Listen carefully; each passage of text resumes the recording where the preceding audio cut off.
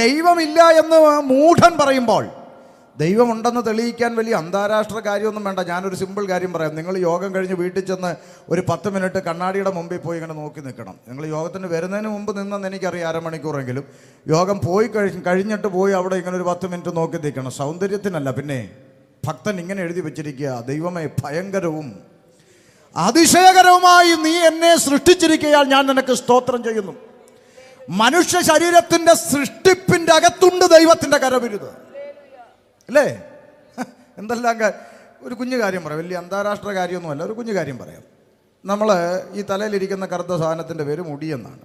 ഈ താടിയായി വളർന്നിറങ്ങുന്ന മുടി, മീശയായി വരുന്നത് മുടി, പുരികമായി വരുന്നത് മുടി, കണ്ണിൻ്റെ പീലിയായി വരുന്നതും മുടിയല്ലേ? മുടി. എന്നാൽ ദൈവം വെച്ചൊരു നിയമം നോക്കേ, തലമുടിയോടും താടിയോടും മീശയോടൊക്കെ വളരാൻ അനുവാദം കൊടുത്തു, അവർ വെട്ടിവിട്ടോളും. പക്ഷേ കണ്ണിൻ്റെ പീലിയോട് മാത്രം പരിധി വിട്ട് വളരരുതെന്ന് ആര് വെച്ച നിയമം? പ്രസവം എടുത്ത ഡോക്ടർ വെച്ചാണ്. ആര് വെച്ച നിയമം? അയ്യോ, നമ്മളൊക്കെ വളർന്ന കാലം തൊട്ട് തലമുടിയും താടിയും മീശയൊക്കെ വരുന്ന പോലെ ഈ കൺപീലി ഓർമ്മ വെച്ച കാലം തൊട്ട് ഇന്ന് വരെ വളർന്നെങ്കിൽ ഇന്ന് രാത്രി യോഗത്തിന് വരുന്ന രംഗം ഒന്ന് ആലോചിച്ച് നോക്കേ. ഷട്ടർ ചുരുട്ടി വെച്ച് മേപ്പോട്ട് വെച്ച് ഇവിടെ ഒരു ക്ലിപ്പ്, ഇവിടെ ഒരു ക്ലിപ്പ്, 2 ക്ലിപ്പും കൂടെ എക്സ്ട്രാ മേടിക്കേണ്ടി വന്നേനെ. എന്നിട്ട് ആ വരുന്ന രംഗം ഒന്ന് ഭാവനെ കണ്ടു നോക്കി. അങ്ങനെയുള്ളൊരു ഇടങ്ങേറൊന്നും വരാതെ നമ്മുടെ ശരീരത്തിൽ ദൈവം നിയമം വെച്ചു. ഞാൻ പറയുന്ന ഒരു ഡിഗ്രി പുള്ളി കണ്ടുപിടിച്ച് അന്താരാഷ്ട്ര ഒന്നുമല്ല, ഒരു സിമ്പിൾ കാര്യമാണ്. ഇങ്ങനെ നമ്മൾ ചിന്തിച്ചാൽ എന്തെല്ലാം കാര്യം നമ്മുടെ ഈ ശരീരത്തിൻ്റെ അകത്ത്, ഈ കൊച്ചു ശരീരത്തിൻ്റെ അകത്ത് ദൈവം വെച്ചിരിക്കുന്ന ചിട്ടകൾ. സ്തോത്രം. അപ്പോൾ ദൈവം വെച്ച നിയമമാണ് ഒരിക്കൽ മരിക്കണം, പിന്നെ ന്യായവിധിയുടെ മുമ്പിൽ നിൽക്കണം. അതാ വിഷയം. അപ്പം മനുഷ്യനെല്ലാം ഒരിക്കൽ മരിക്കണമെന്ന് പറയുമ്പോൾ പുറത്ത് നിൽക്കുന്നവൻ ചോദിക്കുക, അപ്പം മൃഗങ്ങളൊന്നും ചാകുന്നില്ല എന്ന് ചോദിക്കുമ്പോഴാണ് രണ്ടാമത്തെ വരിയുടെ പ്രത്യേകത. മനുഷ്യനാണ് ന്യായവിധിയുടെ മുമ്പിൽ നിൽക്കുന്നത്. കാരണം അവനാണ് ആത്മാവുള്ളവൻ. മൃഗങ്ങൾക്ക് ആത്മാവുണ്ടോ? നമ്മളെ നാട്ടിൽ ആരെങ്കിലും വിളിക്കാറുണ്ടോ? എടീ രമണി, വീട്ടിലെ പട്ടി അങ്ങ് ചത്തു, അടുത്ത ആഴ്ച 16 അടിയന്തരമാണ്, ഇഡലി തിന്നാൻ വരണമെന്ന് കാർഡ് പഠിച്ച് ഒന്ന് വിളിക്കാറുണ്ടോ? ഇല്ല. ക്രിസ്ത്യാനി വിളിക്കാറുണ്ടോ? മറിയാമേ, വീട്ടിലെ പശു അങ്ങ് ചത്തു, അടുത്ത ആഴ്ച പാട്ട് കുർബാനയോ പള്ളിയിൽ നിന്ന് അച്ഛനൊക്കെ വരും, നിങ്ങളും വരണമെന്ന് വിളിക്കാറുണ്ടോ? ഇല്ല. മുസ്ലിങ്ങൾ വിളിക്കാറുണ്ടോ? ഞങ്ങളുടെ എരുമ ചത്തുപോയി, 11-ാം കത്തത്തിന് ചെമ്പ് പൊട്ടിക്കും, ബിരിയാണി അടിക്കാൻ വരണമെന്ന് വിളിച്ചിട്ടുണ്ടോ? ഇല്ല. മൃഗങ്ങൾ ചത്താൽ എടുത്ത് കുഴിച്ചിട്ട് വിഷയം തീരുന്നു. മനുഷ്യൻ മരിച്ചാലോ ശേഷക്രിയ, മോക്ഷക്രിയ, അടിയന്തരം, പാട്ട് കുർബാന, കത്തം തുടങ്ങിയ ചടങ്ങുകളൊക്കെ ശേഷിക്കാൻ കാരണം ജീവിച്ചിരിക്കുന്നവൻ്റെ തലയ്ക്ക് ബോധ്യമുണ്ട് മരിച്ചു പോയവനൊരു ആത്മാവുണ്ടെന്നും അതിന് നിത്യജീവൻ ലഭിക്കണം, മോക്ഷം ലഭിക്കണമെന്നും. അതിനു വേണ്ടിയാണ് ഈ കണ്ട കർമ്മങ്ങളെല്ലാം ഇവൻ ചെയ്തുകൊണ്ടിരിക്കുന്നത്. ഇനി ഇത് ചെയ്തുകൊണ്ട് വല്ല പ്രയോജനം ഉണ്ടോ എന്ന് അത് ഞാൻ പിന്നാലെ പറയാം.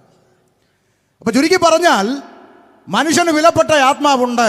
അത് ദൈവത്തിൻ്റെ സന്നിധിയിൽ നിൽക്കേണ്ടി വരും. അപ്പോൾ അത് 1-ാം ഭാഗം, അത് ഞാൻ വിടുന്നു. അടുത്ത വാക്ക് വായിച്ചാട്ടെ. ക്രിസ്തുവും അങ്ങനെ തന്നെ അനേകരുടെ പാപങ്ങളെ ചുമപ്പാൻ ഒരിക്കൽ അർപ്പിക്കപ്പെട്ടു. തനിക്കായി കാത്തു നിൽക്കുന്നവരുടെ രക്ഷയ്ക്കായി അവൻ യേശുക്രിസ്തു പാപം കൂടാതെ രണ്ടാമതും പ്രത്യക്ഷനാകും. ഈ ഒടുവിലത്തെ രാത്രിയിൽ ഞങ്ങൾ നിരണം ദേശത്തോട് വിളംബരം ചെയ്യുന്നു, യേശു വീണ്ടും മടങ്ങി വരും. അത് പറയാതെ ഒരു പ്രസംഗവും തുടങ്ങാൻ പറ്റത്തില്ല. നമ്മുടെ കർത്താവ് മടങ്ങി വരാൻ പോവുക. എല്ലാ മിമിക്രികളും അവസാനിക്കും, കർത്താവ് മടങ്ങി വരും. സ്തോത്രം. ദൈവമക്കൾക്ക് നീതി കിട്ടാത്തൊരു കാലമാണ് ഇന്ന്. അതുകൊണ്ടൊക്കെ ഉപദേശമാർ പറയും, നമുക്ക് നീതി തരാൻ ഇവിടെ ആരുമില്ല, അതുകൊണ്ട് നമുക്ക് MLA MP ഒക്കെ വട്ട് കയറിയവന്മാർ വട്ട് പിടിച്ച് നടക്കുക. ഇനി പെന്തിക്കോസിനകത്തുനിന്നൊരു MLA ഷാരോൺ ചർച്ചിൽ നിന്ന് വന്നെന്ന് ഇരിക്കട്ടെ, ഉദാഹരണത്തിന്. ഇതിൻ്റെ അകത്തുനിന്ന് ഒരാൾ MLA ആയി. ഞായറാഴ്ചയാകുമ്പോൾ മുകളിൽ തട്ടത്തിൽ നിന്ന് വിളിച്ച് പറയുകയാണ്, ശബരിമലയിൽ ഒരു പ്രോഗ്രാമുണ്ട്, MLA ആണ് ഗസ്റ്റ്, വരണം. യോ, എൻ്റെ ദൈവത്തെ ആരാധിക്കാതെ ഞാൻ പറയുമോ? മിണ്ടുന്നില്ല ആരും. സർവമത സംസ്ഥാന സമ്മേളനം വെച്ചു, മുഖ്യാതിഥി MLA. അവിടെ ചെന്നിട്ട് കൃഷ്ണനും ക്രിസ്തുവും മുഹമ്മദും എല്ലാം ഒന്ന് തന്നെയല്ലേ എന്ന് പറയുന്നതിന് പകരം അവിടെ ചെന്ന് നിന്നിട്ട് മറ്റൊരുത്തനിലും രക്ഷ വലിച്ചു കയറി ഒട്ടിക്കും. ചുമ്മാ ഒന്നും അങ്ങ് പറയുക. ഒരു കാര്യം ദൈവമക്കൾ ഇതിൻ്റെ അകത്ത് കസേരയിലിരിക്കുന്നവർ മനസ്സിലാക്കിക്കോണം. ഈ 4, 3, 7 പേരുള്ള കൊച്ചു കേരളത്തെ MLA MP ആയി ഭരിക്കാൻ വിളിക്കപ്പെട്ടവരല്ല ദൈവമക്കൾ. തിരുവചനം ഇങ്ങനെ രേഖപ്പെടുത്തിയിരിക്കുന്നു, നിങ്ങൾ ലോകത്തെ വിധിക്കും, പോരാ നിങ്ങൾ ദൂതന്മാരെ വിധിക്കും. നമ്മുടെ കർത്താവ് ഭരിക്കുന്ന രാജ്യം വെളിപ്പെടുമ്പോൾ ഈ ലോകത്തെ ഭരിക്കും. ദൈവ കുഞ്ഞുങ്ങളുടെ വില എന്തെന്ന് ലോകം അറിയുന്നൊരു ദിവസം വന്നുകൊണ്ടിരിക്കുന്നതേ ഉള്ളൂ. ആ വെളിപ്പാട് അകത്തില്ലാത്തവനാണ് ഇവിടെ ഇമാതിരിയുള്ള പിച്ചും പേയും ഒക്കെ പറഞ്ഞുകൊണ്ട് നടക്കുന്ന. പോട്ടെ, വിഷയം അതല്ല. ശ്രദ്ധിച്ചേ, നമ്മുടെ കർത്താവ് മടങ്ങി വരാൻ പോവുക. സ്തോത്രം. വേഗത്തിൽ മടങ്ങി വരും. ചില ആളുകൾ ചിന്തിക്കും, അയ്യോ എൻ്റെ കുഞ്ഞുനാൾ തൊട്ട് ഈ പെന്തിക്കോസുകാർ സ്റ്റേജിൽ കയറി ഇത് പറ, യേശു വരുന്നു യേശു വരുന്നു യേശു, കാലം ഇത്രയായി, ഞാനിപ്പോൾ പെട്ടി കയറാറായി, ഇതുവരെയും വന്നില്ല, ഇനി എങ്ങാനും വരുമോന്ന്. എൻ്റെ പ്രിയപ്പെട്ട ശ്രോതാവേ, ഞങ്ങളുടെ പിതാക്കന്മാരുടെ കാലം തൊട്ട് പറഞ്ഞു തുടങ്ങിയ സകല അടയാളങ്ങളും സകല ലക്ഷണങ്ങളും അതിൻ്റെ അന്ത്യഘട്ടത്തിലെത്തി നിൽക്കുമ്പോൾ വരുവാനുള്ളവൻ വരും, താമസിക്കുകയില്ല. കർത്താവിൻ്റെ വരവ് വേഗത്തിൽ സംഭവിക്കും. സ്തോത്രം. അത് സംഭവിക്കും. ആമേൻ. അങ്ങനെ തന്നെ ക്രിസ്തുവും അനേകരുടെ പാപങ്ങളെ ചുമപ്പാൻ ഒരിക്കൽ അർപ്പിക്കപ്പെട്ടു, കാൽവരിയിൽ അർപ്പിക്കപ്പെട്ടു. ഇന്ന് രാത്രി അതാ ചിന്താ വിഷയം. യേശു എന്തിന് കാൽവരിയിൽ അർപ്പിക്കപ്പെട്ടു? നമ്മുടെ ഇന്ന് രാത്രിയിലെ സന്ദേശം. എന്തിന് യേശു കാൽവരിയിൽ അർപ്പിക്കപ്പെട്ടു? ഇവിടെ ഓർപ്പിച്ച പോലെ എൻ്റെ പേര് ഷമീർ എന്നാണ്. ഷമീർ കൊല്ലമെന്നാണ് അറിയപ്പെടുന്നത്. കൊല്ലത്ത് ജനിച്ചതുകൊണ്ട് പണ്ട് ആദ്യത്തെ കൺവെൻഷൻ വിളിച്ചപ്പം പാസ്റ്റർ ഷമീർ എന്നിട്ടിട്ട് ബ്രാക്കറ്റിൽ കൊല്ലം എന്നിട്ടു സ്ഥലപ്പേര്. പിന്നെ അതങ്ങനെ അങ്ങ് ആയി. ഞാനിട്ടതല്ല. മുഴുവൻ പേര് ഇവിടെ പറഞ്ഞു. ഷമീർ അബ്ദുൽ സലാം. ബാപ്പാൻ്റെ പേര് അബ്ദുൽ സലാം, ഉമ്മാൻ്റെ പേര് ജമീല ബീവി. ഒരു പാരമ്പര്യ ഇസ്ലാമിക കുടുംബത്തിൽ ജനിച്ചു വളർത്തപ്പെട്ടു. 2002 വരെ ഇസ്ലാമിക ചിട്ടകൾ അനുസരിച്ച് ജീവിച്ചു. കേട്ടണോ? ശ്രദ്ധയായിട്ട് കേട്ടോ. ചെറിയ പ്രായത്തിൽ തൊപ്പിയൊക്കെ ഇട്ട് മദ്രസയിലേക്ക് കടന്നുപോയി. മുസ്ലിങ്ങളുള്ള ദേശത്ത് താമസിക്കുന്നവർക്കറിയാം, രാവിലെ 7-8 മണിയാകുമ്പോൾ കൊച്ചു പിള്ളേർ തൊപ്പിയൊക്കെ ഇട്ട് ഇങ്ങനെ വരിയായി പോകുന്ന ഒരു ചന്തമുള്ള കാഴ്ചയാണ്. അങ്ങനെ ഞാനും പോയി, എൻ്റെ പെങ്ങന്മാരും പോയി. എന്തിനാ പോയെന്നറിയാം? മദ്രസയിൽ മതപഠനത്തിനാണ് പോയത്. എന്തിനാ പോയത്? പറഞ്ഞേ, അറിഞ്ഞിരിക്കണം. സുവിശേഷം പറയുന്നവർ മതപഠനത്തിനായിട്ടാണ് പോയത്. മതമാണെല്ലാം. മതത്തിനു വേണ്ടി ജീവിക്കണം. മതം മതം മതം മതം. നമ്മുടെ ദീനിനു വേണ്ടി ജീവിക്കണം. ലക്കും ദീനുക്കും വലിയ ദീൻ. അവനവൻ്റെ മതം തന്നെയായിരിക്കണം ഏറ്റവും വലുത് എന്ന് പറയുന്ന മതത്തിൻ്റെ സന്ദേശം ചെറിയ പ്രായത്തിലെ തലച്ചോറിനകത്ത് കയറുക. മതത്തിന് വേണ്ടി എന്ന്. ജനിപ്പിച്ച അപ്പനും പ്രസവിച്ച അമ്മയും മതം കഴിഞ്ഞിട്ട് അങ്ങനെ തന്നെയാണ്. നിങ്ങളാരും കണ്ണു തള്ളി നോക്കണ്ട. അങ്ങനെ തന്നെയാണ് ഇപ്പോഴും പഠിപ്പിക്കുന്നത്. ജനിപ്പിച്ച അപ്പനേക്കാളും പ്രസവിച്ച അമ്മയെക്കാളും ഒന്നാം സ്ഥാനം എന്തിനു കൊടുക്കണം? മതത്തിനെന്ന് തന്നെ പഠിപ്പിച്ച് വളർന്ന ബാല്യകാലം. അങ്ങനെ മതത്തെക്കുറിച്ചുള്ള ആവേശമാണ് തലച്ചോറിൻ്റെ അകത്ത്. അതുകൊണ്ടായി ഞങ്ങളെപ്പോലുള്ള പശ്ചാത്തലത്തിലുള്ള ആളുകളെ ശ്രദ്ധിച്ചാൽ നിങ്ങൾക്ക് കാണാം, ഈ ചെറിയ പ്രായം തൊട്ടേ വലിയ ഭയമൊന്നുമില്ല അന്ന്. ഇപ്പം ദൈവത്തെ അറിഞ്ഞപ്പോൾ ഒട്ടുമില്ല. ചിലർ ചോദിക്കും, ഇപ്പോൾ ഇങ്ങനെ കവല പേടിയൊന്ന്. എന്നാ പേടിക്കുന്നത്? അളിഞ്ഞ കൊറോണ വന്ന് ചാകുന്നതിനേക്കാളും നല്ലതാണ് കർത്താവിനെ പ്രസംഗിച്ചിട്ട് റോഡിൽ കിടന്ന് മരിക്കുന്നത്. എന്നാ പേടിക്കാൻ? തല അങ്ങോട്ട് ഇറങ്ങുമ്പോൾ തേങ്ങ വീണാലും മരിക്കും, ഇല്ലേ? അത്രയേ ഉള്ളൂ. രക്ഷിക്കപ്പെട്ടവന് മരണം ഭയമല്ല, പിന്നെന്തുവാ? പറ. രക്ഷിക്കപ്പെട്ടവന് മരണം ഭയമല്ല, പിന്നെന്തുവാന്ന് രക്ഷിക്കപ്പെട്ടവർ പറ? പ്രത്യാശയാ, അല്ലേ? അയ്യോ അനങ്ങുന്നില്ല, പേടിച്ചു പോയോ? പൗലോസ് പറയുക, ഈ കൂടാരമാകുന്ന ഭൗമഭവനം എങ്ങനെയെങ്കിലും ഒന്ന് പൊളിയണം. ഇത് പൊളിഞ്ഞാലേ കൈപ്പണി അല്ലാത്തത് ലഭിക്കുള്ളൂ. ഇതും കൊണ്ട് പോകാൻ എന്തായാലും ഒക്കത്തില്ല. കാരണം ജഡരക്തങ്ങൾ അങ്ങോട്ട് കയറത്തില്ല. അപ്പം ഇത് പൊളിയണം. നമ്മൾ ഇത് പൊളിയാൻ വേണ്ടിയിട്ട് നമ്മളൊട്ട് സമ്മതിക്കുകയില്ല. ഇതാണ് ഇവിടുത്തെ അവസ്ഥ. സ്തോത്രം. അപ്പം ചുരുക്കി പറഞ്ഞാൽ രക്ഷിക്കപ്പെട്ടവന് മരണം ഭയമല്ല ദൈവമക്കളെ, ഇത് പ്രത്യാശയാണ്. സ്തോത്രം.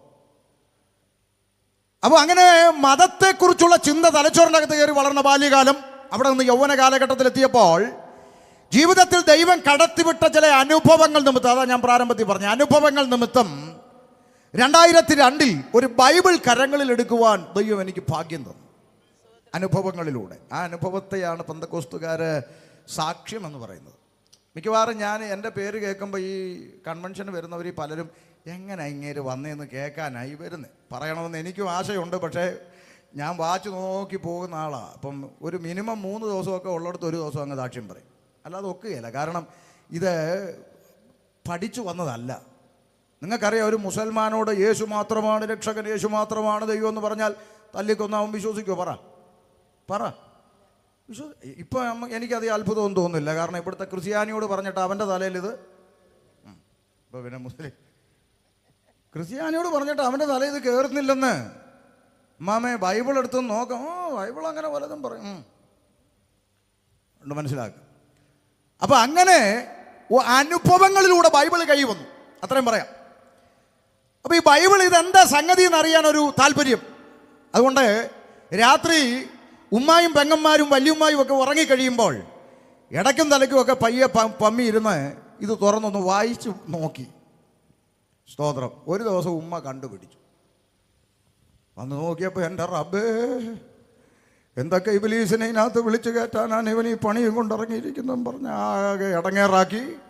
ബൈബിൾ എടുത്ത് കട്ടിലിനടിയിലോട്ട് ഒറ്റ ഏറ് വെച്ച് കൊടുത്തു. തള്ള ബഹളം. ഇന്ന് രാത്രി നിരണം ദേശത്തോട് സന്തോഷ വാർത്ത പറയട്ടെ. അന്ന് ബൈബിള് വലിച്ചെറിഞ്ഞ എൻ്റെ ഉമ്മ ജമീല ബീവി ഇന്ന് എവിടെ പ്രാർത്ഥന ഉണ്ടെന്ന് തപ്പി നടക്കുക. ഹല്ലേലൂയ. അതെ, ഈ പുസ്തകത്തിൻ്റെ പ്രത്യേകതയാണ്. ഈ പുസ്തകത്തിൻ്റെ മാത്രം പ്രത്യേകത. ചില കമ്പനിക്കാർ പരസ്യം പറയാറുണ്ട്, ഞങ്ങൾക്ക് മറ്റു ബ്രാഞ്ചുകൾ ഇല്ല എന്ന് പറഞ്ഞ പോലെ ഇതിന് മറ്റ് ബ്രാഞ്ചുകളില്ല. ഇതിൻ്റെ മാത്രം പ്രത്യേകത പറയട്ടെ, ഇതിനെ എതിർക്കുന്നവനെല്ലാം ഇത് ചുമക്കും.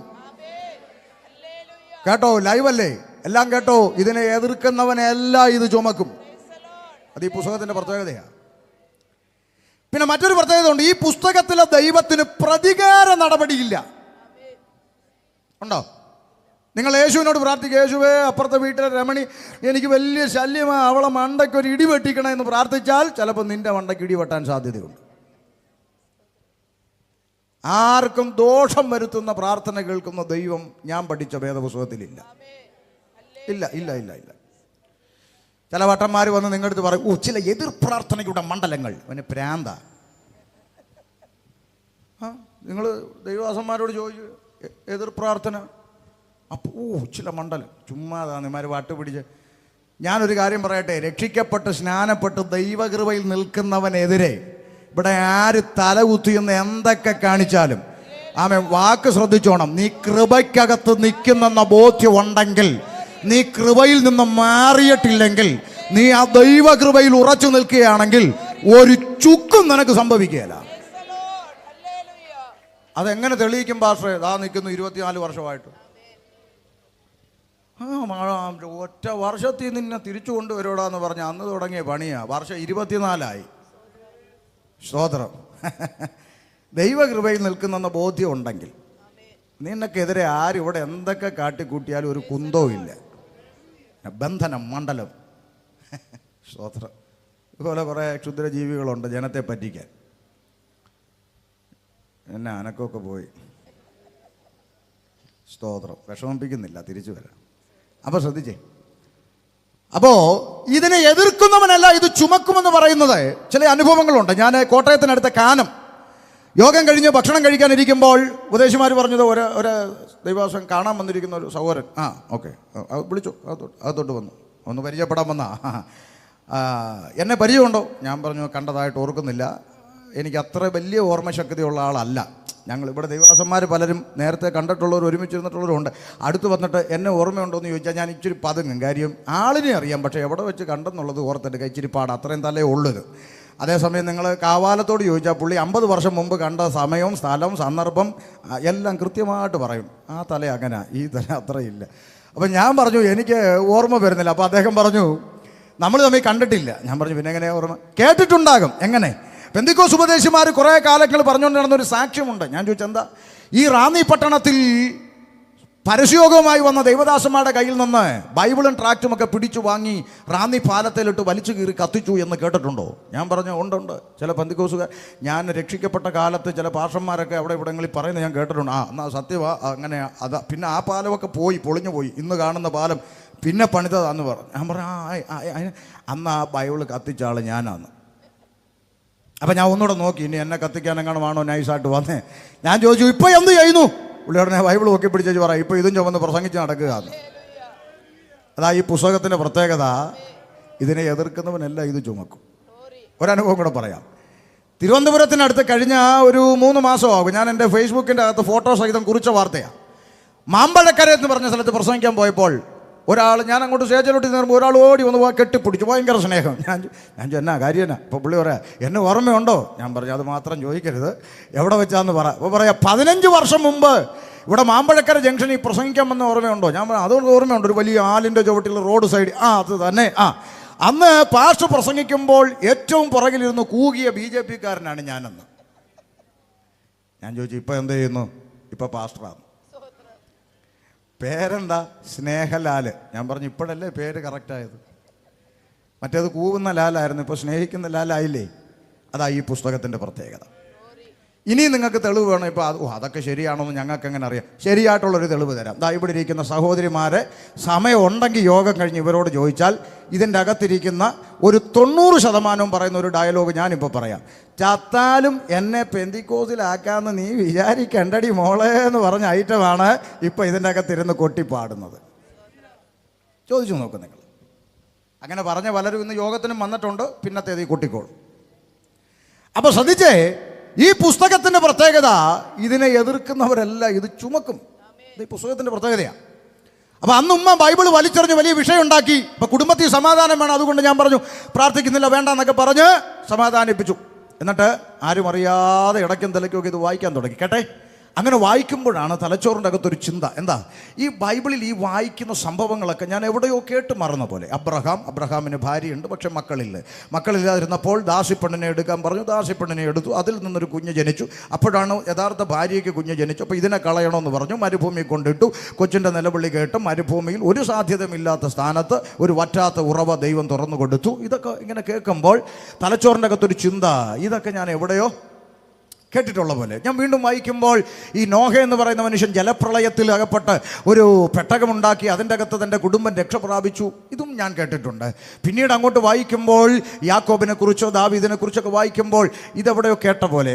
അപ്പോൾ എനിക്കൊരു ഗാനം ഹാജറ എന്ന് പഠിച്ചു, നോഹയെ നൂഹ് എന്ന് പഠിച്ചു, യാക്കോബിനെ യൗക്കൂബ് എന്ന് പഠിച്ചു, ദാവീദിനെ ദാവൂദ് എന്ന് പഠിച്ചു, ശലോമോനെ സുലൈമാൻ എന്ന് പഠിച്ചു, യോഹന്നാനെ യഹിയ എന്ന് പഠിച്ചു. അങ്ങനെ പേര് മാറ്റി ഇവരെല്ലാം കാര്യങ്ങൾ ഞാൻ പഠിച്ചിട്ടുണ്ട്. അപ്പം മനസ്സിൻ്റെ അകത്തൊരു ചഞ്ചലം വന്നു. ഇതും അതും തമ്മിൽ എന്തെങ്കിലും ഒരു ബന്ധം ഉണ്ടോ എന്നായി അടുത്ത ചിന്ത. നേരെ വിട്ടു തിരുവനന്തപുരത്ത്. അറിയണമല്ലോ, ആമേൻ. ഈ ചുമ്മാ പ്രാർത്ഥനയ്ക്ക് വന്നു, പിന്നെ കൊട്ടിപ്പാടി. അപ്പോൾ ആരെങ്കിലും നീ പെന്തിക്കോസിൽ പോയോടി എന്ന് ചോദിച്ചാൽ ഞാൻ അങ്ങനെ താല്പര്യമൊന്നും ഉണ്ടായിട്ട് പോയതല്ല. പിന്നെ അത് ശരിയാണെന്ന് ബോധ്യപ്പെടുന്ന നിലയിൽ മനസ്സിലാക്കണം. അന്നേരം ആരും ഒന്നും പറയത്തില്ല. ഞാൻ മനസ്സിലാക്കിയിട്ടാണ് ഞാൻ ഈ വിശ്വാസത്തിൽ വന്നതെന്ന് പറയാൻ നമുക്ക് പറ്റണം. അപ്പോൾ അതുകൊണ്ട് തിരുവനന്തപുരത്ത് പോയി. തിരുവനന്തപുരത്ത് എന്തിനാ? ഭീമാപ്പള്ളി പോയി 350 രൂപ കൊടുത്ത് അംഗീകരിക്കപ്പെട്ടൊരു മലയാള ഖുർആൻ്റെ പരിഭാഷ മേടിച്ചു. ഇന്ന് അതിൻ്റെ ആവശ്യമില്ല, മൊബൈലിൽ കുത്തിയാൽ കിട്ടും. അന്ന് അത് മേടിച്ചുകൊണ്ട് വീട്ടിൽ കൊണ്ടുവന്ന് ഇത് രണ്ടും തമ്മിൽ ചേർത്ത് അങ്ങോട്ട് പഠിക്കാൻ തുടങ്ങി. ആ കാലത്ത് കണ്ട ക്രിസ്ത്യാനി എന്ന് പറഞ്ഞാൽ ഞങ്ങളുടെ നാട്ടിൽ അന്ന് ഈ കൊട്ടിപ്പാടി കലവില എന്ന് പറയുന്ന കൂട്ടരൊന്നും ഇല്ല കേട്ടോ. അന്നാണ് എൻ്റെ ധാരണ. അപ്പം ഞാൻ അങ്ങനെയുള്ള അച്ചായന്മാരോട് ചോദിക്കും, അച്ഛാ ഇത് രണ്ടും തമ്മിൽ എന്തെങ്കിലും ബന്ധമുണ്ടോ എന്നൊക്കെ ഇങ്ങനെ ചോദിക്കുമ്പോൾ ചില ക്രിസ്ത്യാനി അച്ചായന്മാർ പറഞ്ഞു, എടാ ഷമീറെ, അതിപ്പോൾ നിങ്ങൾ അള്ളാഹു എന്ന് വിളിക്കുന്നു, ഞങ്ങൾ യഹോവ എന്ന് പറയുന്നു, നിങ്ങൾ ഈസാ നബി എന്ന് പറയുന്നു, ഞങ്ങൾ യേശു ക്രിസ്തു എന്ന് പറയുന്നു, അത്രേ ഉള്ളടാവും, ഇത് രണ്ടും ഒന്ന് തന്നെ എന്ന് പറഞ്ഞു. എന്നാൽ ഇത് രണ്ടും തമ്മിൽ ചേർത്ത് അങ്ങോട്ട് പഠിച്ചു തുടങ്ങിയപ്പോൾ എനിക്കൊരു കാര്യം മനസ്സിലായി. ഖുർആൻ പറയുന്ന അള്ളാഹുവും ബൈബിൾ പറയുന്ന യഹോവയും തമ്മിൽ ഒരു ബന്ധവുമില്ല. ഖുർആൻ പഠിപ്പിക്കുന്ന ഈസാ നബിയും ബൈബിൾ പഠിപ്പിക്കുന്ന യേശു ക്രിസ്തുവും തമ്മിൽ ഒരു ബന്ധവും ഇല്ല. അതുകൊണ്ട് ബന്ധം ഉണ്ടാക്കാൻ നമ്മളാരും നടക്കരുത്. ബന്ധമേ ഇല്ല. ഇനി അതെന്താ ഉപദേശി അങ്ങനെ പറഞ്ഞെന്ന് ചോദിച്ചാൽ യോഗം കഴിഞ്ഞ് വിളിക്കുകയോ ഒറ്റയ്ക്ക് സംസാരിക്കുകയോ ചെയ്താൽ ഡീറ്റെയിൽ പറഞ്ഞുതരാം. ഇപ്പോൾ പറഞ്ഞു ഈ വിശുദ്ധ വേദപുസ്തകം ബൈബിൾ അതങ്ങനെ നെഞ്ചോട് ചേർത്ത് പിടിക്കുന്നതിൽ അഭിമാനമുണ്ടായെന്ന് ഇന്ന് രാത്രി പറയുന്നതിൽ സന്തോഷമുണ്ട്. അപ്പോൾ ചോദിക്കാം, എന്താണോ ഷമീറെ താങ്കൾക്ക് ഇത്ര അഭിമാനം തോന്നാൻ? ഈ പുസ്തകത്തിൻ്റെ പ്രത്യേകത ഇന്ന് രാത്രി നിരണങ്കാരെ ഈ സുവിശേഷ യോഗം ഒരു മുഴുരാത്രി പ്രാർത്ഥനയാക്കി മാറ്റിയാൽ ഇന്ന് രാത്രി വെളുക്കും വരെ പറഞ്ഞാൽ തീരാത്ത പ്രത്യേകതകളുള്ള പുസ്തകമാണ് ഞാൻ പ്രസംഗിക്കുന്ന വിശുദ്ധ ബൈബിൾ. എന്നാൽ നേരമതല്ലാത്തത് കൊണ്ട് ഒരു കാര്യം എടുത്തു പറയാം. എപ്പോഴും പറയുന്നൊരു കാര്യം, കഴിഞ്ഞ ചില മാസങ്ങൾക്ക് മുമ്പ് മലപ്പുറം ജില്ലയിൽ മേലാറ്റൂർ എന്ന് പറഞ്ഞ പട്ടണത്തിൽ പരസ്യയോഗത്തിന് പോയി. നമ്മുടെ പാട്ടുകാരൻ പോൾസൺ കണ്ണൂരാണ് പാടുന്നത്. അദ്ദേഹം നിന്ന് പാട്ടൊക്കെ പാടി. അവിടെ മുസ്ലിം സൗരങ്ങളാണ് ഏറെക്കുറെ 99%. അവരൊക്കെ ഇങ്ങനെ നിന്ന് കവലയിലൊക്കെ നിന്ന് എല്ലാവരും ഇങ്ങനെ കേട്ടുകൊണ്ട് നിൽക്കുക. അപ്പോൾ അത് കഴിഞ്ഞപ്പോൾ ഞാൻ പ്രസംഗിക്കാൻ മൈക്കെടുത്തു. എൻ്റെ പ്രസംഗം തുടങ്ങിയപ്പോൾ എല്ലാവരും ഇങ്ങനെ കേട്ടുകൊണ്ടിരിക്കുക. പ്രസംഗത്തിൻ്റെ പല ഭാഗങ്ങളൊക്കെ ഇങ്ങനെ കയറിപ്പോയപ്പോൾ അവരൊക്കെ തമ്മി നോക്കിയിട്ട് തലകുലുക്കി അത് കറക്റ്റാണ് പറയുന്നത് ശരിയാന്നൊക്കെ പറഞ്ഞുകൊണ്ട് നിൽക്കുക. എന്നാൽ പ്രസംഗത്തിൻ്റെ ഒടുവിലായപ്പോൾ ഞാൻ എന്നെ പരിചയപ്പെടുത്തുന്ന ഒരു സീനുണ്ട്. അവിടെ വെച്ച് എൻ്റെ പേരും വീട്ടുപേരും കാര്യങ്ങളൊക്കെ പറഞ്ഞപ്പോഴത്തേക്ക് ആ സന്തോഷമൊക്കെ അങ്ങ് പോയി, മുഖമൊക്കെ ഒന്ന് ചുളുങ്ങി. പിന്നെ യോഗം തീർന്നപ്പോൾ ചിലതൊക്കെ അടുത്തോട്ട് വന്നു. അപ്പോൾ അടുത്തോട്ട് വരുമ്പോൾ ഇവരൊക്കെ ആദ്യം ചോദിക്കുന്നൊരു ചോദ്യം രസകരമാണ്. ഒരുത്തനോട് വന്നിട്ട് താടിക്കുക, ഇവിടെ എന്നാലും എൻ്റെ ഷമീറെ നീ നല്ലൊരു മതം വിട്ട് എന്തിനാടാ ക്രിസ്ത്യാനിയാകാൻ പോയത്? അപ്പോൾ അവൻ എന്നാ ചോദിച്ചാൽ നിങ്ങൾ കേട്ടോ, ഞാൻ പറഞ്ഞു നല്ലൊരു മതം വിട്ട് നീ എന്തിനാടാ പറഞ്ഞേ? ചോദിച്ചതാരാ? മുസൽമാൻ. അപ്പോൾ അവൻ സമ്മതിക്കുന്നു ഞാനിപ്പോൾ ആരാന്ന്. നമ്മളീ പലരും സമ്മതിക്കുന്നില്ല. അത് എന്താണെന്ന് എനിക്ക് ഇപ്പോഴും പിടി കിട്ടുന്നില്ല. ഞാൻ ഇങ്ങനെ ആലോചിച്ചുകൊണ്ടിരിക്കുക. Praise the Lord. നിങ്ങൾക്ക് മനസ്സിലായി അല്ലേ? അതാണ് കാര്യം. അപ്പോൾ ചുരുക്കി പറഞ്ഞാൽ നീ എന്തിനാ ക്രിസ്ത്യാനിയായെന്ന് അവർ ചോദിക്കുന്നു. പിന്നെ ഒരു ചോദ്യം ഇതാണ്, നീ ഇത്ര ആവേശത്തോടെ പ്രസംഗിക്കാൻ ഈ പുസ്തകത്തിൻ്റെ പ്രത്യേകത എന്താ? അവിടെ ഞാൻ പറയും, ഈ പുസ്തകത്തിൻ്റെ പ്രത്യേകത പറഞ്ഞാൽ തീരാത്തതാണെങ്കിലും എടുത്തു പറയേണ്ട ഒരു പ്രത്യേകത ഞാൻ പറയാം. കുഞ്ഞുനാളിൽ മദ്രസയിൽ കടന്നുപോയ കാലം തൊട്ട് തലച്ചോറിനകത്ത് കയറിയത് എന്താ? മതമായിരുന്നെങ്കിൽ ഈ പുസ്തകം തുടക്കം മുതൽ ഒടുക്കം വരെ ആവർത്തിച്ചു വായിച്ചു പലവട്ടം. ഒന്നുകൂടെ പറയാം, ഈ പുസ്തകം തുടക്കം മുതൽ ഒടുക്കം വരെ പലവട്ടം ഞാൻ ആവർത്തിച്ചു വായിച്ചിട്ടും ഈ പുസ്തകത്തിൻ്റെ അകത്ത് ഒരൊറ്റ പേപ്പറിൻ്റെ അകത്ത് ഒരു വരി കൊണ്ട് പോലും മതം പഠിപ്പിക്കാത്ത പുസ്തകമാണ് വിശുദ്ധ ബൈബിൾ. ഇതിൻ്റെ അകത്ത് എന്തില്ല? മതമില്ല. ഉണ്ടോ? ഒരൊറ്റ വരി കൊണ്ട് ഇതിൻ്റെ അകത്ത് യേശു ക്രിസ്തു ഒരു മതം സ്ഥാപിക്കുന്നതിനെ കുറിച്ചോ മതത്തിൽ ചേർക്കണം, മതം മാറണം, അങ്ങനെ എന്തെങ്കിലും പഠിപ്പിച്ചിട്ടുണ്ടോ? ഇതിൻ്റെ അകത്ത് മതമില്ല പ്രിയപ്പെട്ടവരെ. അതാണ് ആദ്യം തിരിച്ചറിയേണ്ടത്. ഇതിൻ്റെ അകത്ത് മതമില്ല. എന്നിട്ട് നാട്ടുകാർ നമ്മളെ വിളിക്കുന്ന എന്നാ? പറയാം അങ്ങോട്ട്, മതം മാറ്റുന്നത്. മതം ഉണ്ടെങ്കിലല്ലേ മാറ്റാൻ പറ്റൂ. ഇതിൻ്റെ അകത്ത് മതമില്ല. എന്നിട്ടും പറയാം ഇവന്മാരും മതം. നിങ്ങൾ കേട്ടിട്ടില്ലേ ഈ അടുത്ത കാലത്ത് ഒരു പട്ടാമ്പിക്കാരി ചേച്ചി പറഞ്ഞത്? മിണ്ടുന്നില്ല. പട്ടാമ്പി ചേച്ചി പറഞ്ഞു, പെന്തിക്കോസ് ഉപദേശിമാരെ ഒന്നും വീട്ടിൽ കേട്ടരുത്. കാര്യം 500 രൂപയും കഞ്ഞിയും പേരും കൊടുത്ത് നമ്മുടെ ആളുകളൊക്കെ ഇവരെന്ത് ചെയ്യാം? മതം മാറ്റുകയാണ്. ഇപ്പോൾ പട്ടാമ്പി ചേച്ചിയോടുള്ള മറുപടിയൊക്കെ നമ്മൾ അന്ന് തന്നെ പറഞ്ഞതാ. എന്നാലും ഈ ശബ്ദപരിധിയിൽ ചേച്ചിയുടെ ഫാൻസ് വല്ലതും ഉണ്ടെങ്കിൽ ഒരിക്കൽ കൂടി മറുപടി പറയാം. ഞങ്ങൾ ആരെങ്കിലും 500 രൂപയും കഞ്ഞിയും പേരും കൊടുത്ത് ആരെങ്കിലും മതം മാറ്റും നിങ്ങൾക്ക് ആക്ഷേപമുണ്ടെങ്കിൽ ദയവായിട്ട് നിങ്ങളൊരു 1000 രൂപയും ചിക്കൻ ഫ്രൈയും കൊടുത്ത് അവരെ തിരിച്ചു കൊണ്ടുപോയി സഹായിക്കണം. അപേക്ഷയാണ്. എന്താ പക്ഷേ കഞ്ഞിക്ക് വന്നവനൊക്കെ പോട്ടെന്നേ, കഞ്ഞിക്കും പേരിനും വന്നവനൊക്കെ പോട്ടെ. അങ്ങനെ ആരെങ്കിലും ഇനി ഞാനൊരു സ്പെഷ്യൽ ഓഫർ എല്ലാ കൺവെൻഷനും കൊടുക്കുന്ന ഓഫർ ഇവിടെയും വെക്കാം. ഈ പന്തലിൻ്റെ അകത്ത് കുറേ ആളുകൾ ഇരിപ്പുണ്ട് കണ്ടോ? ഇതിൻ്റെ അകത്തുനിന്ന് ഒരു 50 പേരെ നല്ല കോഴിക്കാലും 1000 രൂപയും കാണിച്ച് നിങ്ങൾക്ക് കൊണ്ടുപോകാൻ നോക്കുമെങ്കിൽ നിങ്ങൾ കൊണ്ടുപോക്കോ. ഞങ്ങൾക്ക് അതിൻ്റെ പേര് ഒരു പിണക്കമില്ല. പിടിച്ചു വലിച്ചും കൊണ്ടുപോകരുത്. ആ വഴിയിൽ നിന്ന് നല്ല കോഴിയും 1000 2000 ഉപയോഗിച്ച് വീശി നോക്കണം. വരുന്നവരെല്ലാം കൊണ്ടുപോക്കോ അല്ലേ? അതിൻ്റെ പേര് നാളെ നിരണത്ത് ഹർത്താലില്ല. ഉണ്ടോ ഭാഷ? ഇല്ല. ഒറ്റ ട്രാൻസ്പോർട്ടിന് നമ്മൾ കല്ല് എറിയത്തില്ല. മുണ്ട് മടക്കി കുത്തി ഒരുത്തനും തെറി വിളിക്കാൻ ഇറങ്ങത്തില്ല. ഞങ്ങളിൽ ആരും സമരത്തിന് കൊടിയും പിടിച്ച് അതിപ്പോൾ പറയാൻ പറ്റുമെന്ന് എനിക്ക് അറിഞ്ഞുകൂടാ. നമ്മുടെ പിതാക്കന്മാരത് ധൈര്യത്തോടെ പറഞ്ഞു. ഞങ്ങളിൽ ആരും സമരത്തിന് അവരെ ഇപ്പം നമ്മുടെ ഇടയിൽ കുറച്ച് ക്ഷുദ്രജീവികൾ പിന്നെ സെക്രട്ടേറിയറ്റിന് മുമ്പിൽ ഇന്ന് കൊടി പിടിക്കുന്നു. കാൽവരി മലയിൽ ചിന്തിയ രക്തം കെടാതെ ഞങ്ങൾ ഭ്രാന്ത് പിടിച്ച ഒരു കാര്യം മനസ്സിലാക്കിക്കോണം. ഞാൻ എൻ്റെ സഭയെ പാതാള ഗോപുരങ്ങൾ അതിനെ ജയിക്കത്തില്ലെന്ന് പറഞ്ഞ സ്വർഗത്തിലെ കർത്താവിന് അറിയാം സഭയെ സംരക്ഷിക്കാൻ. രക്തം കൊടുത്ത് വിലക്ക് വാങ്ങിയ ദൈവസഭയെ സംരക്ഷിക്കാൻ മൂക്കി ശ്വാസമുള്ള പേട്ടു മനുഷ്യൻ്റെ സഹായം തൽക്കാലം എൻ്റെ ദൈവത്തിന് ആവശ്യമില്ല. സ്തോത്രം. വടക്കേ ഇന്ത്യയിൽ നമ്മുടെ സഹോദരങ്ങൾ ജയിലിലായി. അതുകൊണ്ട് നമ്മൾ എടാ പത്രോസ് തടവിലായെന്ന് സഭ കേട്ടു. സഭ എന്ത് ചെയ്തു പറ? കൊട്ടാരത്തിലേക്ക് മാർച്ച് നടത്തിയെന്നാണോ? പിന്നെന്തുവാ? സഭ ശ്രദ്ധയോടെ. കാരണം അന്നത്തെ സഭയ്ക്കൊരു വെളിപ്പാടുണ്ട്. പ്രാർത്ഥിച്ചാൽ അത് കേൾക്കാൻ കഴിയുന്ന ഒരു ദൈവം, പ്രവർത്തിക്കാൻ കഴിയുന്ന ഒരു ദൈവം. അത് കാരാഗൃഹമാണെങ്കിൽ കാരാഗൃഹത്തിൽ, ചങ്ങല പൊട്ടിക്കാനാണെങ്കിൽ ചങ്ങല പൊട്ടിക്കാൻ, ദൂതനെ അയക്കാനാണെങ്കിൽ ദൂതനെ അയക്കാൻ അതിന് കഴിവുള്ള ഒരു ദൈവത്തെയാണ് ഞങ്ങൾ ആരാധിക്കുന്നത് എന്ന് അന്നത്തെ ദൈവസഭയ്ക്ക് വെളിപ്പാടുണ്ടായിരുന്നെന്ന്. സ്തോത്രം. അവരിറങ്ങിയില്ല തെരുവിൽ സിന്ദാബാ വിളിക്കാൻ. ഇനി അതും പോട്ടെ, അതും പോട്ടെ. ഞങ്ങളിവിടെ ഇരിക്കുന്ന ഏതെങ്കിലും ഒരു ദൈവദാസനെ സുവിശേഷ നിമിത്തം പിടിച്ച് ജയിലിൻ്റെ അകത്ത് ഇടണമെന്ന് ദൈവത്തിന് പദ്ധതിയുണ്ടെങ്കിൽ അതിൻ്റെ അകത്ത് കിടക്കുക പാപികൾ. പിന്നെ ആര് പോയി നേടും? ദൈവത്തിന് പ്രസാദമുള്ളവനെ ദൈവം അയക്കും. കാരാഗൃഹ പ്രമാണിയെ വിടുവിച്ചെടുത്ത പോലെ അതിൻ്റെ അകത്തുനിന്ന് ചിലതിനെ വിടുവിച്ച് പുറത്തു കൊണ്ടുവരുവാൻ ദൈവത്തിന് പ്രസാദമുള്ളവനെ ദൈവം അയക്കുമെന്ന് നീ പ്രാർത്ഥിച്ചാൽ മതി. എന്താ എന്നെ നിങ്ങളൊന്നും അങ്ങോട്ട് വിടാതെ? അതിന് കൃപയുള്ള അഭിഷിക്തന്മാരെ ദൈവം അയക്കും. അതിന് കൃപയുള്ളവരെയാണ് ദൈവം നോർത്ത് ഇന്ത്യയിലൊക്കെ വിടുന്നത്. അല്ലാതെ ഇവിടെ കിടന്ന് ഈ നടുവേദന, പല്ലുവേദന, ഉളുക്ക്, പിരിപ്പ്, തരിപ്പ്, കൊട്ടൻ ചുക്കാതി പരിപാടി നടത്തുന്നവനൊന്നും അങ്ങോട്ട് പോകത്തില്ല. മനസ്സിലായോ? അതിന് നല്ല കൃപയും കഴിവുള്ള ദൈവാസന്മാരെ ദൈവം നോർത്ത് ഇന്ത്യയിൽ അയക്കുന്നത്. അവർക്ക് പേടിയൊന്നുമില്ല. അവരെ പച്ചയ്ക്ക് കത്തിച്ചാലും അവർ കർത്താവിനെ വിട്ടൊരു വാക്ക് പറയുകയില്ല. മനസ്സിലാക്കിക്കോ. അപ്പൊ ഇതിനകത്ത് മതമില്ല. പിന്നെ എന്താ ഈ പുസ്തകം പഠിപ്പിക്കുന്നതെന്നാ പറയുന്നത്? സൃഷ്ടാവായ ദൈവവും സൃഷ്ടിയായ മനുഷ്യനും തമ്മിലുള്ള ബന്ധത്തെയാണ് ഈ പുസ്തകം ലോകത്തോട് സംസാരിച്ചുകൊണ്ടേയിരിക്കുന്നത്. ഒന്നുകൂടി സിമ്പിളായി പറഞ്ഞാൽ, സകല മനുഷ്യനും തൻ്റെ സൃഷ്ടാവിനെ തിരിച്ചറിയണം. സകല മനുഷ്യനും സൃഷ്ടാവിനെ കണ്ടുമുട്ടണം. ഏത് ജാതി മത വർണ്ണ വർഗ വിഭാഗത്തിൽ ജനിച്ചു വളർന്നവനായാലും അവൻ തന്നെ സൃഷ്ടിച്ച സൃഷ്ടാവിനെ കണ്ടുമുട്ടണം. അതാണ് ബൈബിൾ ലോകത്തോട് സംസാരിച്ചുകൊണ്ടിരിക്കുന്നത്. 2002 ഈ ജീവനുള്ള ദൈവത്തെ കണ്ടുമുട്ടുവാൻ ദൈവം എനിക്ക് ഭാഗ്യം തന്നു. ആ കാലങ്ങളിൽ കുടുംബത്തിൽ നിന്ന് പുറത്താക്കപ്പെട്ടു, സ്വാഭാവികം. ബന്ധുക്കളെ സ്വന്തക്കാരൊക്കെ എതിർത്തു, ആക്രമിക്കുമെന്നൊക്കെ ഉള്ള സാഹചര്യങ്ങളൊക്കെ ആ കാലങ്ങളിൽ നേരിട്ടു. അതൊന്നും മാറ്റർ അല്ല. അതിപ്പോൾ ഏതിൽ നിന്ന് ഇറങ്ങിയാലും ഉണ്ട്.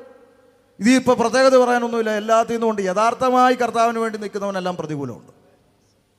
കത്തോലിക്കൻ ഇറങ്ങിയിട്ട് ഉണ്ട് പ്രതികൂലം, പിന്നല്ലേ? സ്തോത്രം.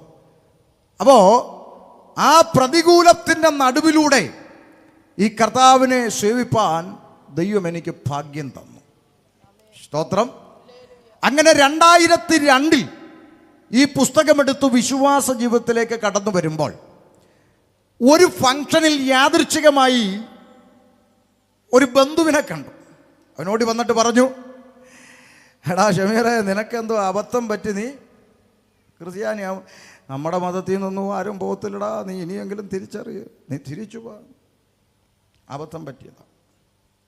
അപ്പം അന്ന് നമ്മൾ ഇറങ്ങിയിട്ടേ ഉള്ളൂ. ഇന്നത്തെ പോലെ ഇത്രയും പഠനത്തിലെത്തിയില്ല, ഇറങ്ങിയിട്ടേ ഉള്ളൂ. അപ്പോൾ ഒരു ചഞ്ചലം, ഇനി അബദ്ധം എങ്ങാനും, ഒരു ചഞ്ചലം. അപ്പം ഞാൻ എനിക്ക് അറിയുന്നൊരു ഉപദേശിയോട് ചോദിച്ചു, ഉപദേശി, എന്നെപ്പോലെ വിശ്വാസത്തിൽ വന്ന വേറെ ആരെങ്കിലും കേരളത്തിലുണ്ടോ ഒരു സമാധാനത്തിന്? അപ്പോൾ പുള്ളിക്കാരൻ പറഞ്ഞു, ആലപ്പുഴയിൽ നസീർ എന്ന് പറഞ്ഞൊരു പാസ്റ്റർ ഉണ്ടെന്ന് കേട്ടു, എന്നാൽ നമ്പർ തരാമോ? ഓ, നമ്പർ ഒപ്പിച്ചു, നേരെ വിട്ടു ആലപ്പുഴയ്ക്ക്. ആലപ്പുഴ ചെന്നപ്പോൾ ആലപ്പുഴയിൽ ജനിച്ച് ആലപ്പുഴയിൽ വളർന്ന ആലപ്പുഴയിൽ ഈങ്കില സിന്താവ വിളിച്ച് നടന്ന നസീർ പാസ്റ്ററും ഭാര്യ റഷീദയും കുടുംബമായി കർത്താവിൻ്റെ വേല ചെയ്യുന്നു. ഞാൻ ചോദിച്ചു, നസീർ പാസ്റ്റർ എന്നാ വിശ്വാസി വന്നേ? എന്നോട് ചോദിച്ചു, നീ എന്നാ വന്നേ? ഞാൻ പറഞ്ഞു, ഞാൻ ഇപ്പോൾ 2002. ഞാൻ 94 ഇറങ്ങിയിടാന്ന്. ഇന്ന് നിത്യതയിൽ വിശ്രമിക്കുന്നു. അപ്പോൾ എനിക്കൊരു സമാധാനം. ഏത് മലയാളിക്ക് അങ്ങനെയാണല്ലോ, നമ്മുടെ വീട്ടിൽ കറണ്ട് പോകുമ്പോൾ ജനലിലൂടെ നോക്കി അപ്പുറത്തും കൂടെ പോയെന്ന് അറിയുമ്പോൾ ഒരു സമാധാനം. അപ്പോൾ ഒരുത്തനും കൂടെ ഉണ്ടല്ലോ എന്ന് കണ്ടപ്പോൾ ഒരു സമാധാനം. ഞാൻ ചോദിച്ചു, നമ്മളെപ്പോലെ വേറെ ആരെങ്കിലും ഉണ്ടോ വിശ്വാസത്തിൽ? ഇപ്പം നസീർ പാസ്റ്റർ പറഞ്ഞു, പാസ്റ്റർ സിയാദ് മുഹമ്മദ് കോട്ടയത്തുണ്ടെന്ന്. പാക്കിൽ ഇപ്പോഴും ഉണ്ട് കേട്ടോ, പുള്ളിയെ കാണാൻ പറ്റും. ഇപ്പോൾ പുള്ളി ഇവിടെ വളഞ്ഞവട്ടത്താണ് താമസിക്കുന്നത്. അപ്പോൾ പാക്കിൽ സിയാദിനെ കണ്ടു. അപ്പോൾ സിയാദ് ഭാര്യ നിഷയുമായി കർത്താവിൻ്റെ വേല ചെയ്യുക. ഞാൻ ചോദിച്ചു, സിയാദ് വേറെ ആരെങ്കിലും നമ്മളെപ്പോലെ ഉണ്ടോ? പിന്നെ പാസ്റ്റർ ഷാജഹാൻ മലപ്പുറത്തുണ്ടെന്ന്. വിട്ടു. ഞാൻ മലപ്പുറത്ത് ചുങ്കത്തറയിൽ പാസ്റ്റർ ഷാജഹാനും ഷീജ ബീവിയും കർത്താവിൻ്റെ വേല ചെയ്യുന്നു. ഞാൻ ചോദിച്ചു, ഷാജഹാൻ പാസ്റ്ററെ വേറെ ആരെങ്കിലും ഉണ്ടോ നമ്മളെപ്പോലെ? പിന്നെ പാസ്റ്റർ ഇസ്മായിൽ അട്ടപ്പാടിയും ഡോക്ടർ മുരളീധരൻ്റെ അടുത്തുണ്ട്, അറിയത്തില്ലേ എന്ന്. വിട്ടു. ഞാൻ അട്ടപ്പാടിക്ക് അവിടെ ചെന്ന് പാസ്റ്റർ ഇസ്മായിലിനെ കണ്ടു കേട്ടോ. പുള്ളി ഇപ്പം എൻ്റെ അളിയനാ, പെങ്ങളെ കെട്ടി. ആയൂർ IPCയിലെ പാസ്റ്ററാ പുള്ളി. അപ്പോൾ ഇസ്മായിൽ പറഞ്ഞു, പാസ്റ്റർ റഫീഖ് വയനാടുണ്ട്. റഫീഖ് പറഞ്ഞു, പാസ്റ്റർ മുനീർ കാസർഗോഡുണ്ട്. മുനീർ പറഞ്ഞു, പാസ്റ്റർ അബ്ദുൽ വഹാബ് കണ്ണൂർ തളിപ്പറമ്പിലുണ്ട്. വഹാബ് പറഞ്ഞു, എൻ്റെ അനിയൻ അബ്ദുൽ സമദ് നാലാഞ്ചിറയിലുണ്ട്. നാലാഞ്ചിറ ചെന്നപ്പം സമദ് പറഞ്ഞു, സൗദ ബീവിയുണ്ട്, റംല തോമസ് ചെങ്ങന്നൂരിൽ നിന്നുണ്ട്, ജമീല ബീവിയുണ്ട്, മുംതാസ് ഉണ്ട്. ഞാനിപ്പോൾ നിങ്ങളോട് ഇത് പറഞ്ഞുകൊണ്ട് നിന്നാൽ നേരം പോകുമെന്ന്. ഇന്ന് ഈ കൊച്ചു കേരളത്തിൽ ആയിരക്കണക്കിന് ആളുകളാണ് ഈ ജീവനുള്ള ഏക സത്യ നിത്യദൈവമായ കർത്താവിനെ സേവിപ്പാൻ ഇറങ്ങി തിരിച്ചുകൊണ്ടിരിക്കുന്നത്. ഞാൻ ആദ്യം പറഞ്ഞു, ഇത് കളിയല്ല, ഇതിൻ്റെ പിന്നിൽ ഗൗരവമായ വിഷയങ്ങളുണ്ട്. കഴിഞ്ഞ ആഴ്ചകളിൽ തിരുവനന്തപുരത്ത് കൺവെൻഷന് പോയി. തിരുവനന്തപുരത്തിന് പോയപ്പോൾ കാർ ഓടിച്ചു പോകുമ്പോൾ മതലേലിക്കിന് പോസ്റ്റർ, കൺവെൻഷനും പോസ്റ്റർ നോട്ടീസൊക്കെ ഉണ്ട്. നോക്കുമ്പോൾ പുതിയ പേരുകളാ. പാസ്റ്റർ സുരേഷ്, സുമേഷ്, രതീഷ്, രമേശ്, നാരായണൻ, ഗോപാലകൃഷ്ണൻ, കുട്ടപ്പൻ, രാജപ്പൻ, എല്ലാം പാസ്റ്റർ. ഞാൻ പറഞ്ഞല്ലോ, ഇന്നലെ പാലക്കാടായിരുന്നു ഞാൻ പരസ്യോഗത്തിൽ. അവിടെ ചെന്നപ്പോൾ പാലക്കാട് ചേലക്കര എന്ന് പറഞ്ഞ സ്ഥലത്തുനിന്ന് ഒരു ദൈവാസം പരിചയപ്പെട്ടിട്ട് പറയുക, പിന്നെ അദ്ദേഹത്തിൻ്റെ പേര് ഗോപിനാഥൻ പാസ്റ്റർ. സ്വതന്ത്രം. പുള്ളിയുടെ സാക്ഷ്യം കേട്ട് ഞാൻ അവിടെ കുറച്ച് നേരം വിളിച്ചിരുന്നു. കാരണം അവിടെ വലിയ കുടുംബക്ഷേത്രം ഉണ്ടായിരുന്ന മനുഷ്യനാ. ആ മനുഷ്യൻ ഇന്ന് അവിടെ തന്നെ സഭാ ശുശ്രൂഷയിലിരുന്ന് ആയിരങ്ങൾ കർത്താവിനെ അറിഞ്ഞ് അവിടെ ആരാധനയ്ക്ക് വരുന്നു. സ്തോത്രം. അപ്പം ഇതാണ് ലോകം ചർച്ച ചെയ്യുന്ന. നമ്മളിങ്ങനെ വിട്ടാൽ ഒക്കത്തില്ല, നമ്മളെ വിട്ടാൽ ഒക്കത്തില്ല. ആളുകളെല്ലാം ഇവരുടെ കൂടാ. അപ്പം ചുരുക്കി പറഞ്ഞാൽ എല്ലാവരും യേശുവിൻ്റെ പിന്നാലെയാണ്. റോമൻ കത്തോലിക്ക പുരോഹിതനായിരുന്ന ഫാദർ മാർഷലിൻ ജെ മൊറൈസ് അച്ഛൻ സന്യാസ സമൂഹത്തിൽ നിന്ന്, യാക്കോബ അച്ഛനായിരുന്ന ഫാദർ ജോർജ് മാത്യു പുതുപ്പള്ളി അച്ഛൻ, കത്തോലിക്ക പുരോഹിതനായിരുന്ന ഫാദർ ക്രിസ്പിൻ അച്ഛൻ തുടങ്ങി അനേക അച്ഛന്മാര് 60-70 വയസ്സിൽ പോത്തിനെ കുളിപ്പിക്കുന്ന കലക്കവെള്ളത്തിൽ മുങ്ങി സ്നാനപ്പെട്ട് പെന്തിക്കോസുകാരുടെ കൂടെ കൂടി. അപ്പൊ എന്തിനാ ഇവരൊക്കെ ഇങ്ങനെ പോണേ? ഒരു കാര്യം എൻ്റെ പ്രിയപ്പെട്ട സഹോദരങ്ങൾ മനസ്സിലാക്കണം.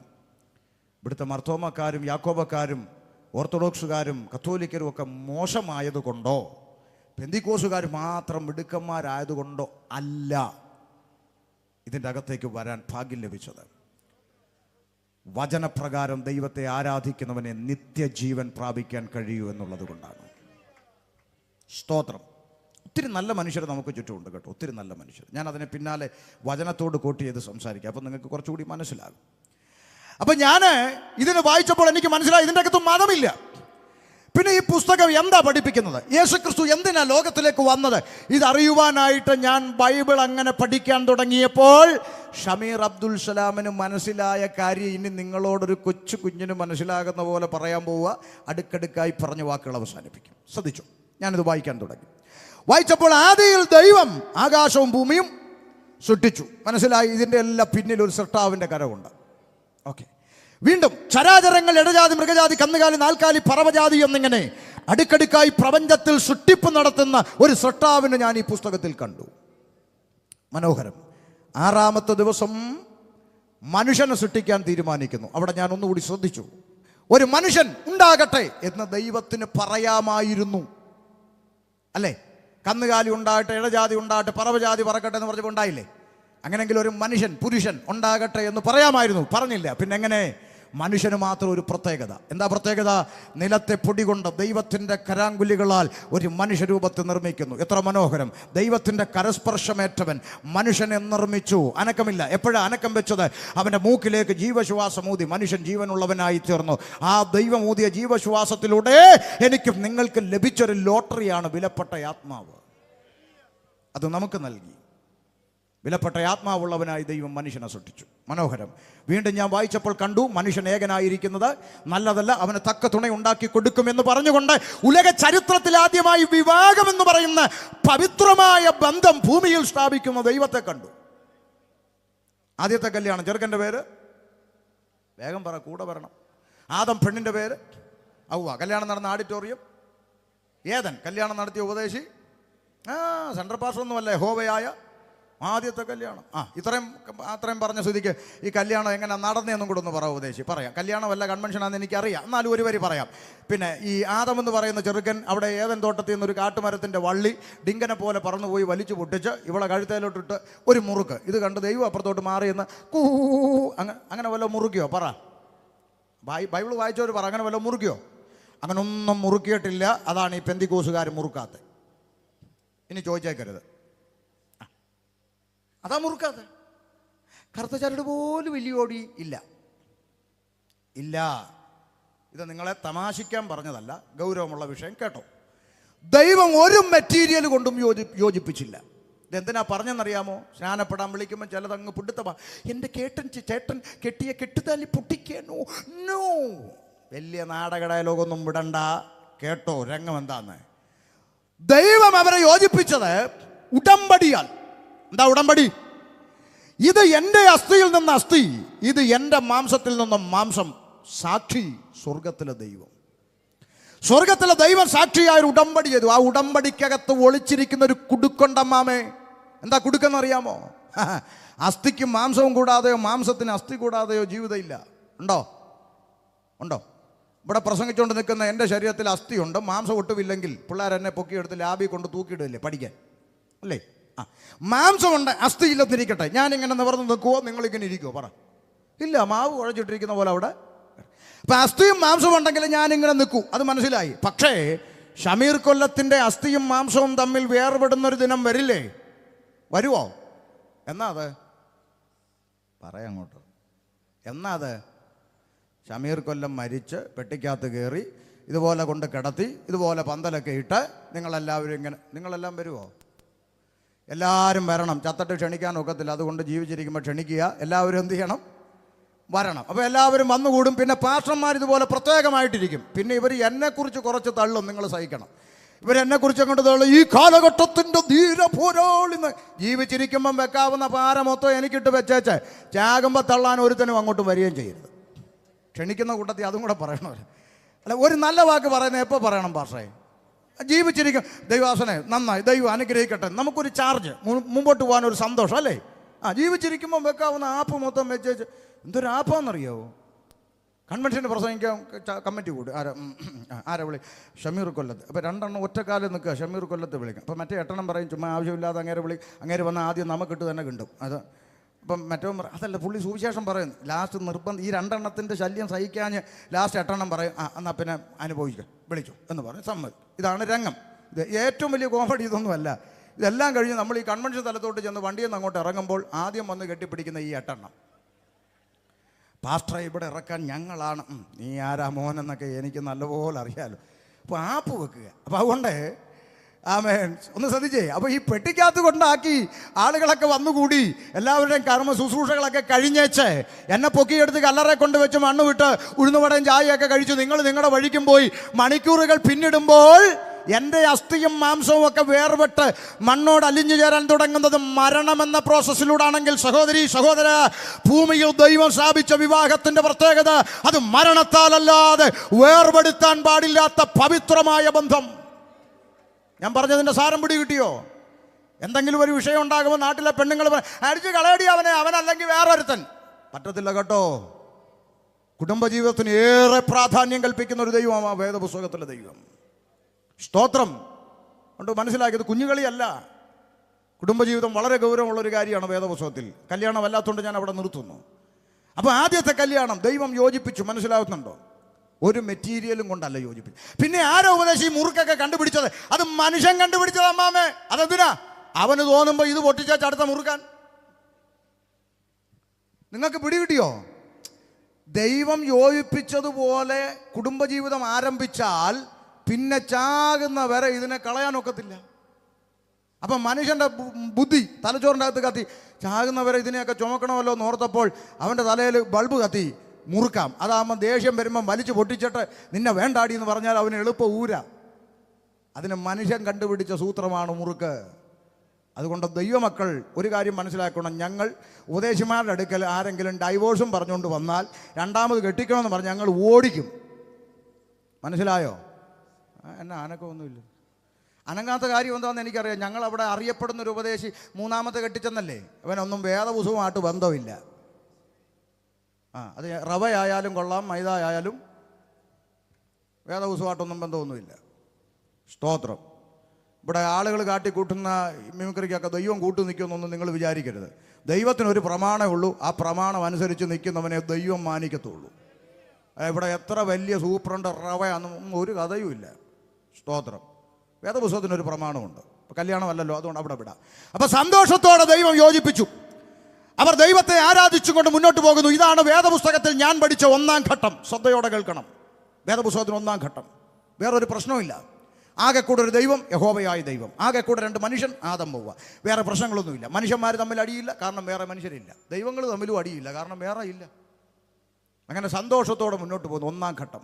എന്നാൽ കേട്ടോ, പ്രധാനപ്പെട്ട കാതലായ 2ാം ഘട്ടം. ദൈവമക്കൾ ശ്രദ്ധയോടെ കേട്ടോ. കാതലായ 2ാം ഘട്ടം.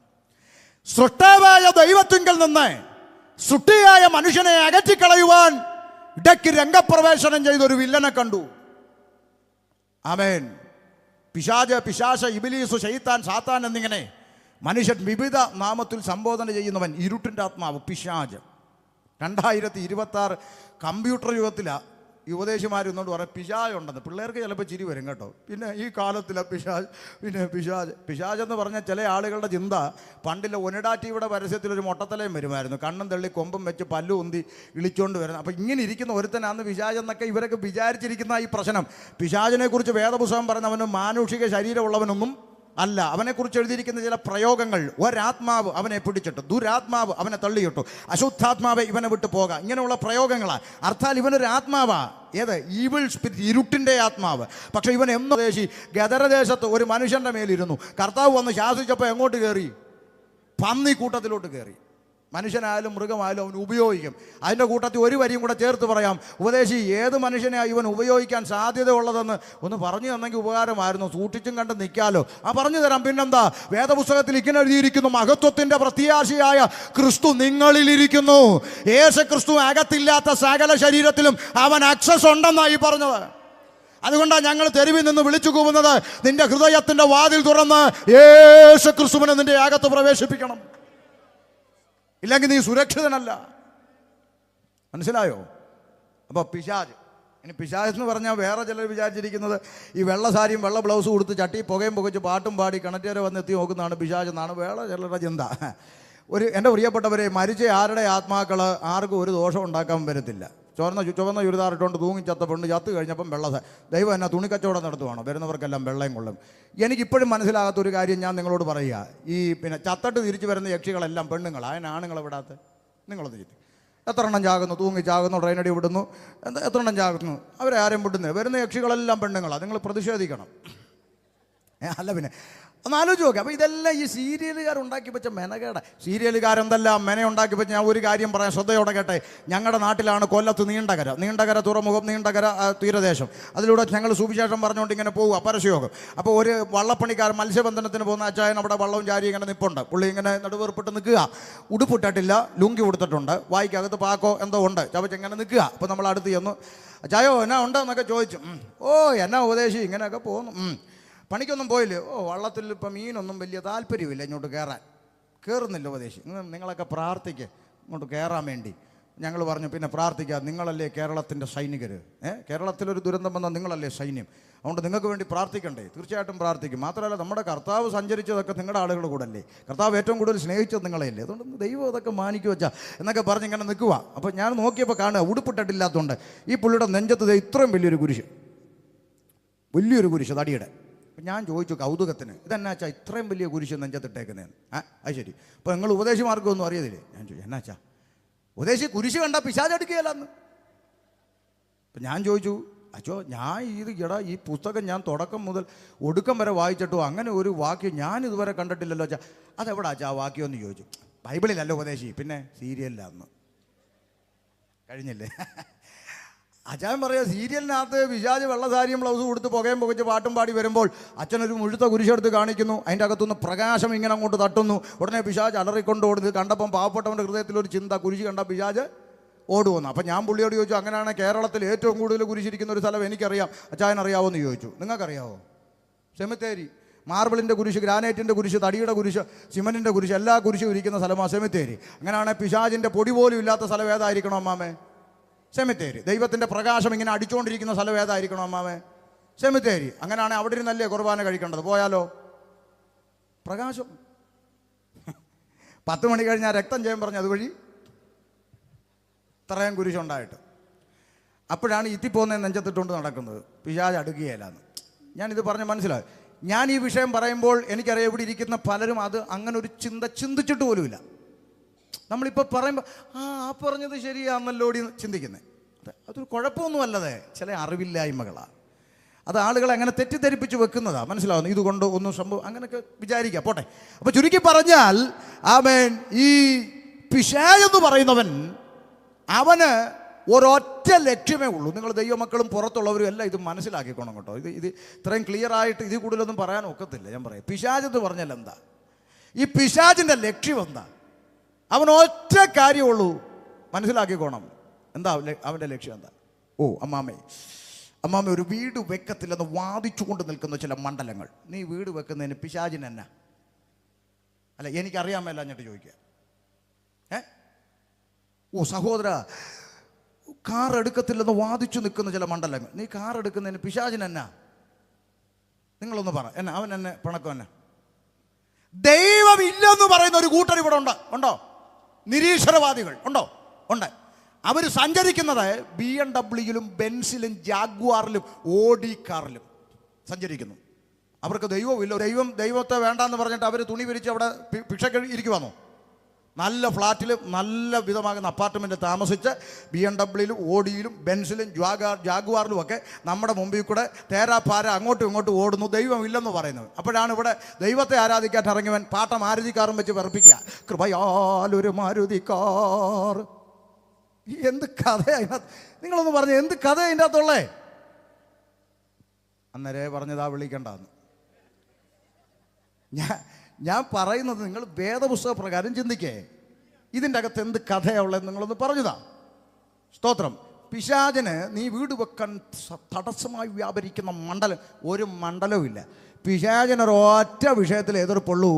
നീ സ്രഷ്ടാവിനെ അറിയരുത്, നീ ദൈവത്തിന് വേണ്ടി നിൽക്കരുത്, നീ ദൈവത്തോട് അടുക്കരുത്, നിന്നെ ദൈവത്തിൽ നിന്ന് അകറ്റിക്കളയുക. നീ ഒരിക്കൽ പോലും ദൈവത്തിന് ചേർന്ന് നിൽക്കുന്നവളായി മാറരുത്. സാക്ഷാൽ ദൈവമായ ക്രിസ്തുയേശുവിന്റെ മുമ്പിൽ ഓഫർ വെച്ചില്ലേ, എന്നെ ഒന്ന് വീണ് നമസ്കരിക്കുക ഈ പറഞ്ഞു. അപ്പൊ അവന് വല്ല പണക്കമുണ്ടോ? ഇന്ന് നമ്മുടെ ചർച്ചിൽ ഭയങ്കര അത്ഭുതങ്ങളായിരുന്നു, ഭയങ്കര വിടുതലായിരുന്നു. എന്നാ വിടുതൽ? 4 എണ്ണോ ഇന്ന് വീണത്. 4 പെണ്ണുങ്ങൾ നെഞ്ചും തല്ലി വീണതാണ് എന്ത് വിടുതൽ. ഒരു കാര്യം നിങ്ങൾ മനസ്സിലാക്കുക, എന്നെ ശ്രദ്ധിക്കുക, ഇടയ്ക്കൂടെ നിങ്ങൾക്കും വേണമല്ലോ, അതുകൊണ്ടാണ്. സാക്ഷാൽ ദൈവമായ ക്രിസ്തുയേശുവിന്റെ മുമ്പിൽ വന്ന് വെല്ലുവിളിച്ച ഈ ഇരുട്ടിന്റെ ആത്മാവിന്, ഈ പിശാചിന് 3 കാര്യങ്ങൾ യേശുക്രിസ്തുവിന് മുമ്പിലോട്ട് വെച്ചു. സൺഡേ ക്ലാസ് എന്താ അത്? 1, നീ ദൈവപുത്രനാണെങ്കിൽ ഈ കല്ല്, നിങ്ങൾ ഗൗരവമായി ചിന്തിച്ചോണം, കല്ല് അപ്പമാകാൻ കൽപ്പിക്കുക. 2, ഇതിൻ്റെ മുകളിൽ നിന്ന് താഴോട്ട് ചാടുക, ദൂതന്മാർ കരങ്ങളിൽ വഹിച്ചുകൊള്ളും. 3, എന്നെ ഒന്ന് വീണ് ഈ ലോകം ഇതിലുള്ളതൊക്കെ അങ്ങോട്ട് തരാം. 3 കാര്യം വെച്ചു. ചോദ്യം നിങ്ങളോട്, പിശാച് യേശുവിൻ്റെ മുമ്പിൽ വെച്ച ഈ 3 ഓഫർ, ഈ 3 കാര്യം, അത് അത്ഭുതമാണോ അല്ലയോ ഒന്ന് പറഞ്ഞേ. മിണ്ടുന്നില്ല. അത്ഭുതമാണോ അല്ലയോ? ഇവർ മിണ്ടത്തില്ല. നിങ്ങളുടെ സമത്തിൽ ചൂട് പറക്കുന്ന അപ്പം വാട്ട് എ വണ്ടർഫുൾ മിറക്കിൾ അല്ലേ? പിന്നെ ആവശ്യപ്പെട്ടതാരാ? ആവശ്യപ്പെട്ടതാരാന്ന്? അപ്പൊ പുള്ളിക്ക് അതിനോട് പണക്കമുണ്ടോ? അടുത്തത്, നിങ്ങളുടെ പാസ്റ്റർ എടുത്ത 10 നല്ല ഹീര പ്ലാസയുടെ മുകളിൽ കയറിയിട്ട് യേശുവിൻ്റെ നാമത്തിൽ ഞാനിതാ വരുന്ന പറഞ്ഞ് ഒറ്റച്ചാട്ടം താഴെ വന്നു. 3, എന്നെ ഒന്ന് വീണ് നമസ്കരിച്ചാൽ ഈ ലോകവും ഇതിലുള്ള അങ്ങോട്ട് വരും. എന്ന് വെച്ചാൽ ഇൻസ്റ്റന്റ് വിടുതൽ. അതിൻ്റെ പുറകെയാണല്ലോ ഇപ്പോൾ. ഓഫറിൻ്റെ അകത്ത് വേറൊരു മർമ്മമുണ്ട്. കേൾക്കണേ ദൈവമക്കൾ, കേൾക്കണേ ഒരു മർമ്മം. എന്താ? നീ എന്നെ ഒന്ന് വീണ് നമസ്കരിച്ചാൽ ഈ ലോകവും ഇതിലെ സകലതും അങ്ങോട്ട് തരും. അതിൻ്റെ ഓപ്പോസിറ്റ് ഒരു ചിന്ത ഞാൻ പറയാം. ഇനി നീ എന്നെ വീണ് നമസ്കരിച്ചില്ലേലും ഈ ലോകവും ഇതിലുള്ള സകല അധികാരങ്ങളും നിന്റെ പിതാവായ ദൈവം നിനക്ക് തരും. എൻ്റെ വാക്ക് ശ്രദ്ധിക്കണം. നീ എന്നെ വീണ് നമസ്കരിച്ചില്ലേലും ഇത് നിനക്ക് തന്നെ കിട്ടും. കിട്ടിയോ? സ്വർഗത്തിനും ഭൂമിയിലും സകല അധികാരവും എനിക്ക് നൽകപ്പെട്ടെന്ന് പ്രഖ്യാപിച്ചില്ലേ? അതിന് മുമ്പുള്ള രംഗമായത്. അപ്പൊ നീ എന്നെ വീണ് നമസ്കരിച്ചില്ലേലും നിന്റെ പിതാവായ ദൈവം നിനക്ക് തരും. പക്ഷെ ഞാൻ തരുന്നതും നിന്റെ പിതാവ് തരുന്നതും തമ്മിൽ ചെറിയൊരു വ്യത്യാസമുണ്ട്. ഞാൻ എന്നെ വീണ് നമസ്കരിച്ചാൽ ഇപ്പം തരും, ഇൻസ്റ്റൻ്റാ. പക്ഷെ നിന്റെ പിതാവ് തരുന്നത് എങ്ങനെയെന്നറിയോ? നീ ഉപവാസം കഴിഞ്ഞ് പരസ്യ ശുശ്രൂഷയ്ക്ക് ഇറങ്ങണം, നീ ഇറങ്ങി രോഗികളെ സൗഖ്യമാക്കണം, നീ ഭൂതങ്ങളെ പുറത്താക്കും, നീ അനേകർക്ക് നന്മ ചെയ്യും. അവസാനം നിന്നെ എറിയാൻ ഉമാരെല്ലാം കൂടെ കല്ലെടുക്കും, നിന്നെ തള്ളിയിട്ട് കൊല്ലാൻ നോക്കും, ഒടുവിൽ നിന്നെ പിടിച്ചിട്ട് നിന്നെ അടിക്കും. നിന്റെ മുതുകത്ത് ചാട്ടവാറ് ഉഴവുചാല് പോലെ അടിച്ചു കീറും. നിന്റെ തലയ്ക്കകത്ത് മുൾക്കീരിടം ആഞ്ഞാഞ്ഞ് അടിച്ചു കയറ്റും. നിന്റെ വിലാപ്പുറം അവർ കുന്തം കൊണ്ട് കുത്തി തുളയ്ക്കും. എന്തിന്? ഈ പച്ച മനുഷ്യന്മാരെ വായിലിരിക്കുന്ന തുപ്പല് നിന്റെ മുഖത്തോട്ട് തുപ്പ് വന്ന് ഇതെല്ലാം അനുഭവിച്ചിട്ട് പോയി ക്രൂശി നിന്നെ കൊല്ലും. എന്നിട്ട് അരിമത്യക്കാരനായ യോസേപ്പിൻ്റെ കല്ലറൊക്കെ കൊണ്ടുപോയി നിന്നെ വെക്കും. അവിടെ നിന്ന് നിന്റെ പിതാവായ ദൈവം നിന്നെ എന്ത് ചെയ്യും? ഉയർപ്പിക്കും. എന്നിട്ട് സ്വർഗത്തിലും ഭൂമിയിലും സകല അധികാരവും നിനക്ക് അങ്ങോട്ട് വെച്ചു തരും. എപ്പോഴാ? ഈ കണ്ട ദുരിതം മുഴുവൻ അടിച്ച് ഇടിച്ച് തുപ്പി ഇതെല്ലാം കേറ്റിയിട്ട് നിന്റെ പിതാവ് തരും. പക്ഷെ നീ എന്നെ ഒന്ന് വീണ് നമസ്കരിച്ച് നോക്കേ, അടിയില്ല, ഇടിയില്ല, നിന്നയില്ല, പരിഹാസമില്ല, തുപ്പലില്ല, ക്രൂശില്ല. ഞാൻ ഇപ്പോഴേ അങ്ങ് തരും. അതാണ് ഇൻസ്റ്റന്റ് വിടുതൽ. ദൈവമക്കൾക്ക് കഷ്ടമില്ല, ദുഃഖമില്ല ആളുകളാണ് ഈ പറഞ്ഞു വരുന്നത്. മനസ്സിലായോ? ഇന്ന് സമയം തീർന്നിട്ടേ നിർത്തൂ, ഇനി വിളിക്കാതിരുന്നാൽ മതി. ഇനി ഒരുത്തനെ ഇതിനകത്ത് സമയം തീരാതെ തൊടിയിക്കത്തില്ല മൈക്കിനകത്ത്. സ്തോത്രം. വിളിച്ചത് വിളിച്ചു.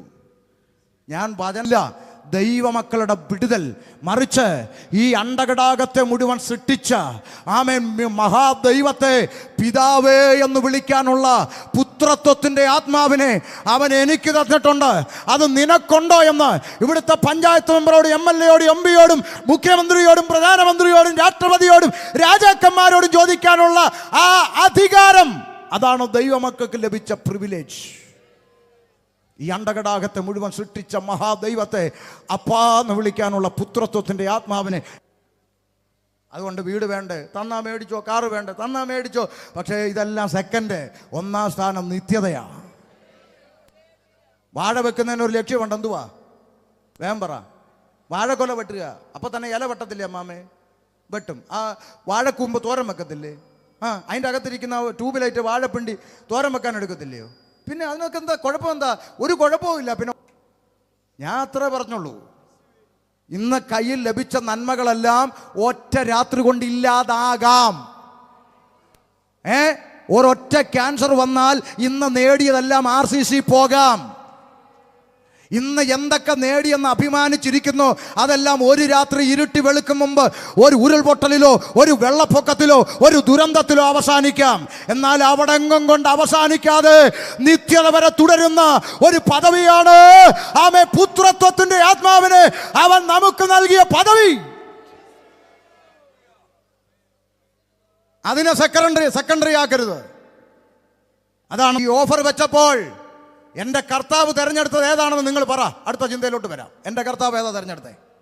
പറ. ഇൻസ്റ്റന്റ് വിടുതൽ തിരഞ്ഞെടുത്തോ? ഇല്ല. എൻ്റെ കർത്താവ് തിരഞ്ഞെടുത്ത എന്താ? എൻ്റെ പിതാവ് അനുവദിച്ചട്ടെ, എൻ്റെ ജീവിതത്തിലേക്ക് വരാൻ സാധ്യതയുള്ള കഷ്ടമാകട്ടെ, നിന്നയാകട്ടെ, അതിലൂടെ കടന്നുപോയിട്ട് കിട്ടുന്ന നന്മ. ഇടയ്ക്കൊരു മുഴുത്ത പൗലോസ് പറയുകയാണ്, മകനെ തിമോർന്ന് കൂടെ ആ ശാപത്തിലോട്ട് ക്ഷണിക്കുക. മനസ്സിലാകുന്നുണ്ടോ? വലിയ പദവി ലഭിച്ചവരാ ഇതിൻ്റെ അകത്തിരിക്കുന്നത്. സൃഷ്ടാവായ ദൈവത്തിൽ നിന്ന് മനുഷ്യനെ അകറ്റിക്കളയുവാൻ രംഗപ്രവേശനം ചെയ്ത ഇരുട്ടിന്റെ ആത്മാവ്.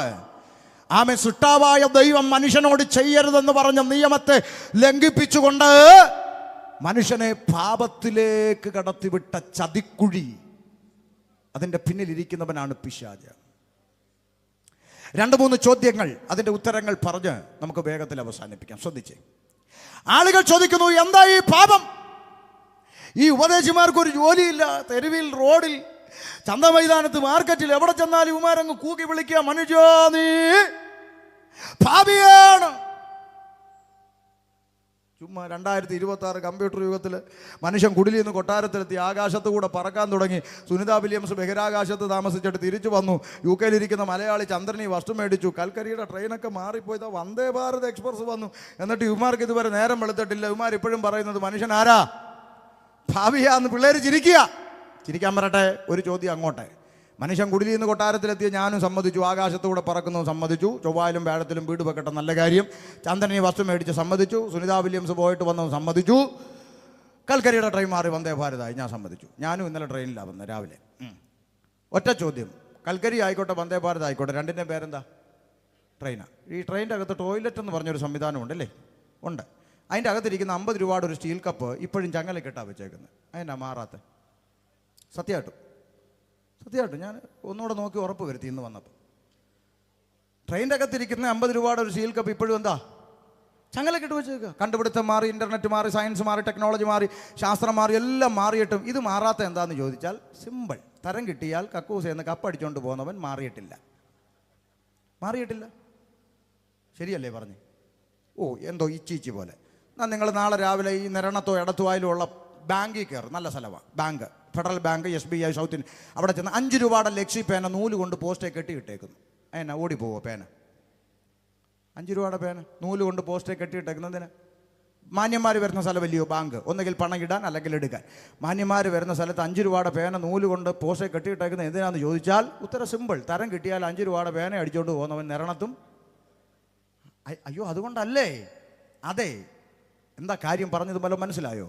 സകല മേഖലകളും മാറി. മാറ്റം വരാത്ത ഒരേ ഒരു മേഖല ഇരുകാലി മനുഷ്യൻ്റെ സ്വഭാവം. അത് മാറിയിട്ടില്ല, മാറത്തുമില്ല. എന്തുകൊണ്ടാ? പണ്ട് സ്വന്തം പെമ്മക്കളെ ഒന്ന് വെറുതെ വിടുമായിരുന്നു, അങ്ങനെ ഒരു കരുണ ഉണ്ടായിരുന്നു. ഇന്നതുണ്ടോ?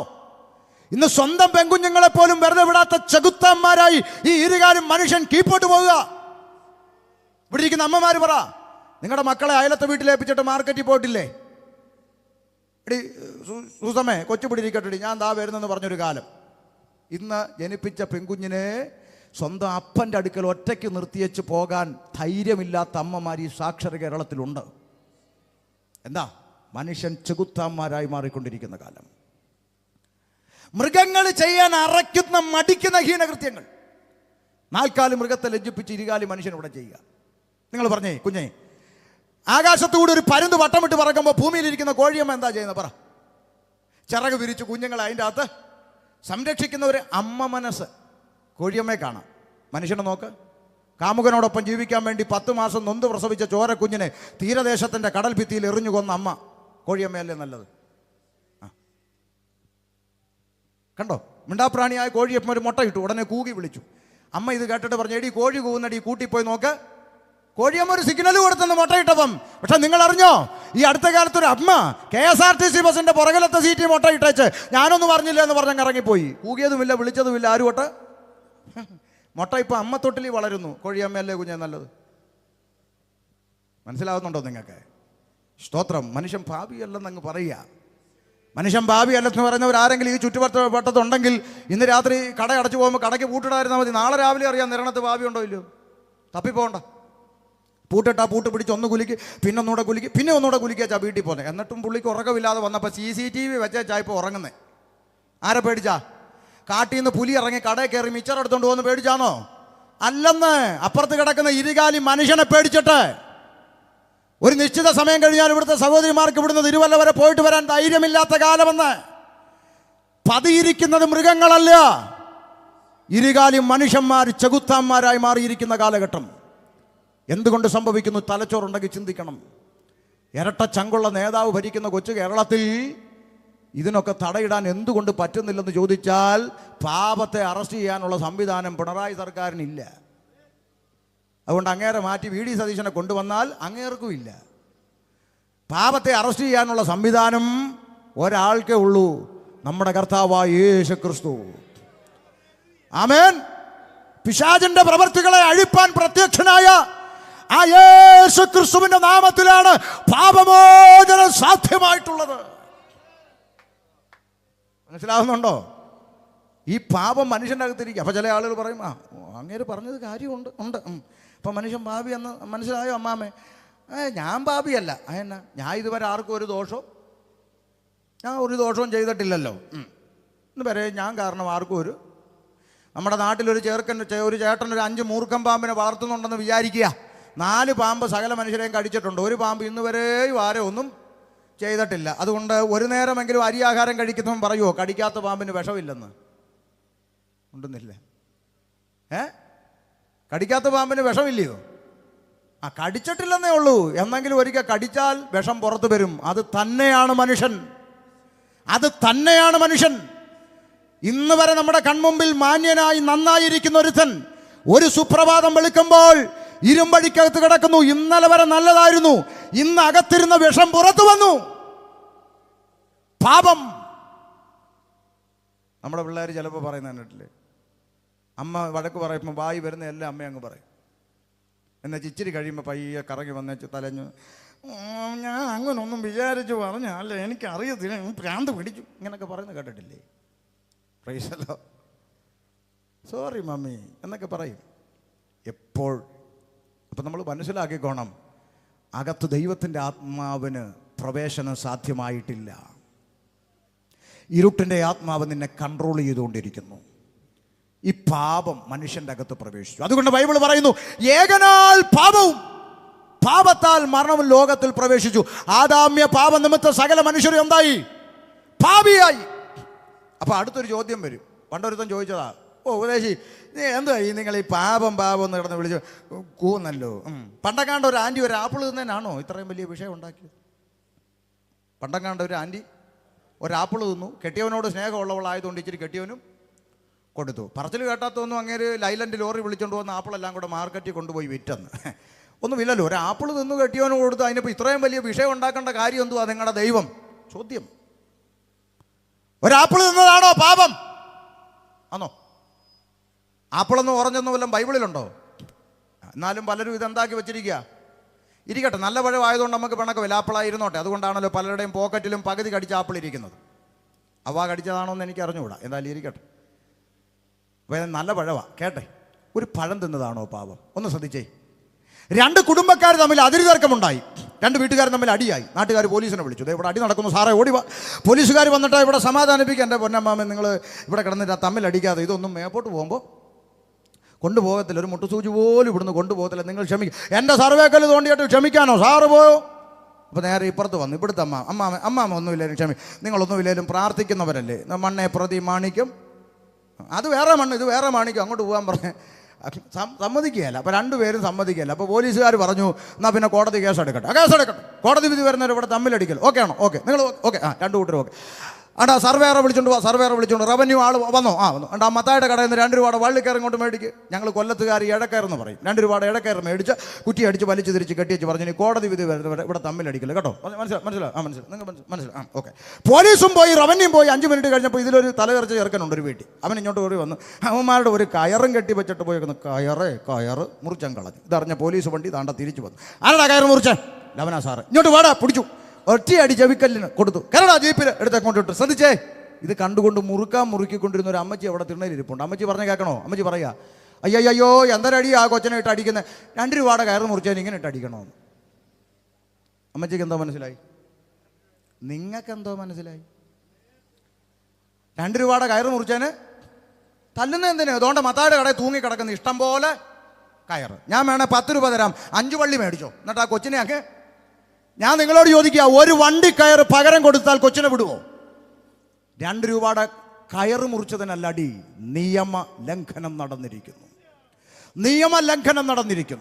ഇനി ഭരണഘടനയിൽ എഴുതിയിരിക്കുന്ന നടപടിക്രമം അനുസരിച്ച് ജാമ്യമെടുത്ത് പുറത്തു വരുന്നതാണ് അവൻ ഈ ലോകത്തിൻ്റെ നിയമമെങ്കിൽ, ആകാശം മാറിയാലും ഭൂമി ഒഴിഞ്ഞു പോയാലും മാറ്റം വരാത്ത ദൈവവചനത്തിൽ കുറിക്കപ്പെട്ടു, പാപത്തിൻ്റെ ശമ്പളം മരണം. അതിലൂടെ സകല ദേഹിയും കടന്നു പോകും. മനസ്സിലാകുന്നുണ്ടോ? കേവലം ഒരു പഴം തിന്നതല്ല അമ്മാമേ പാപം. സൃഷ്ടാവായ ദൈവം മനുഷ്യനോട് ചെയ്യരുതെന്ന് പറഞ്ഞത് മനുഷ്യൻ ചെയ്യുക. ഞാൻ ഓടി വരാം. പാപത്തിൽ നിന്ന് അടുത്തൊരു കാര്യം എന്താ? ഈ ആദമും അവയും പാപം ചെയ്തു, സമ്മതിച്ചു. ഓക്കെ. അതിൻ്റെ പേരിൽ ഒരു തെറ്റും ചെയ്യാത്ത ബാക്കിയുള്ള മനുഷ്യരൊക്കെ പാപിയാണെന്ന് പറയുന്നത് യുക്തിക്ക് നിരക്കുന്ന കാര്യമാണോ ഉപദേശി? നമുക്ക് നിരപ്പിക്കണം. ആദമും അവയും പാപം ചെയ്തതിൻ്റെ പേര് ഒരു തെറ്റും ചെയ്യാത്ത ബാക്കിയുള്ള മനുഷ്യരൊക്കെ ഭാവിയാകുന്നത് എങ്ങനെ? ഇനിയിപ്പോൾ അങ്ങനെ ആയാൽ തന്നെ നിങ്ങൾ ക്രിസ്ത്യാനികളങ്ങ് ആയാൽ പോരെ. ലോകത്തിൽ മരുന്ന് കണ്ടുപിടിക്കപ്പെട്ടിട്ടില്ലാത്ത ഒരു മാരക രോഗം ഇന്ന് നിലനിൽക്കുന്ന എന്താണെന്ന് ചോദിച്ചാൽ നമ്മൾ ആദ്യം പറഞ്ഞത് എന്താ?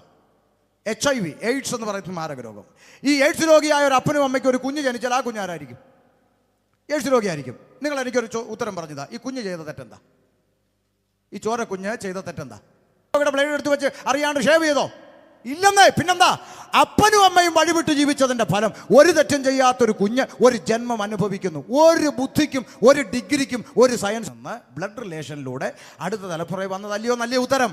അങ്ങനെങ്കിൽ ആദാമ്യ പാപം എങ്ങനെ സകല മനുഷ്യരിലേക്കും വന്നു എന്നതിന് ബൈബിൾ തരുന്ന ഉത്തരം ഒന്ന് വായിച്ചു കൊടുത്തേ അമ്മാമേ. അപ്പോസ്തല പ്രവൃത്തി 17:26 തിരുവെഴുത്ത് രേഖപ്പെടുത്തിയിരിക്കുന്നു.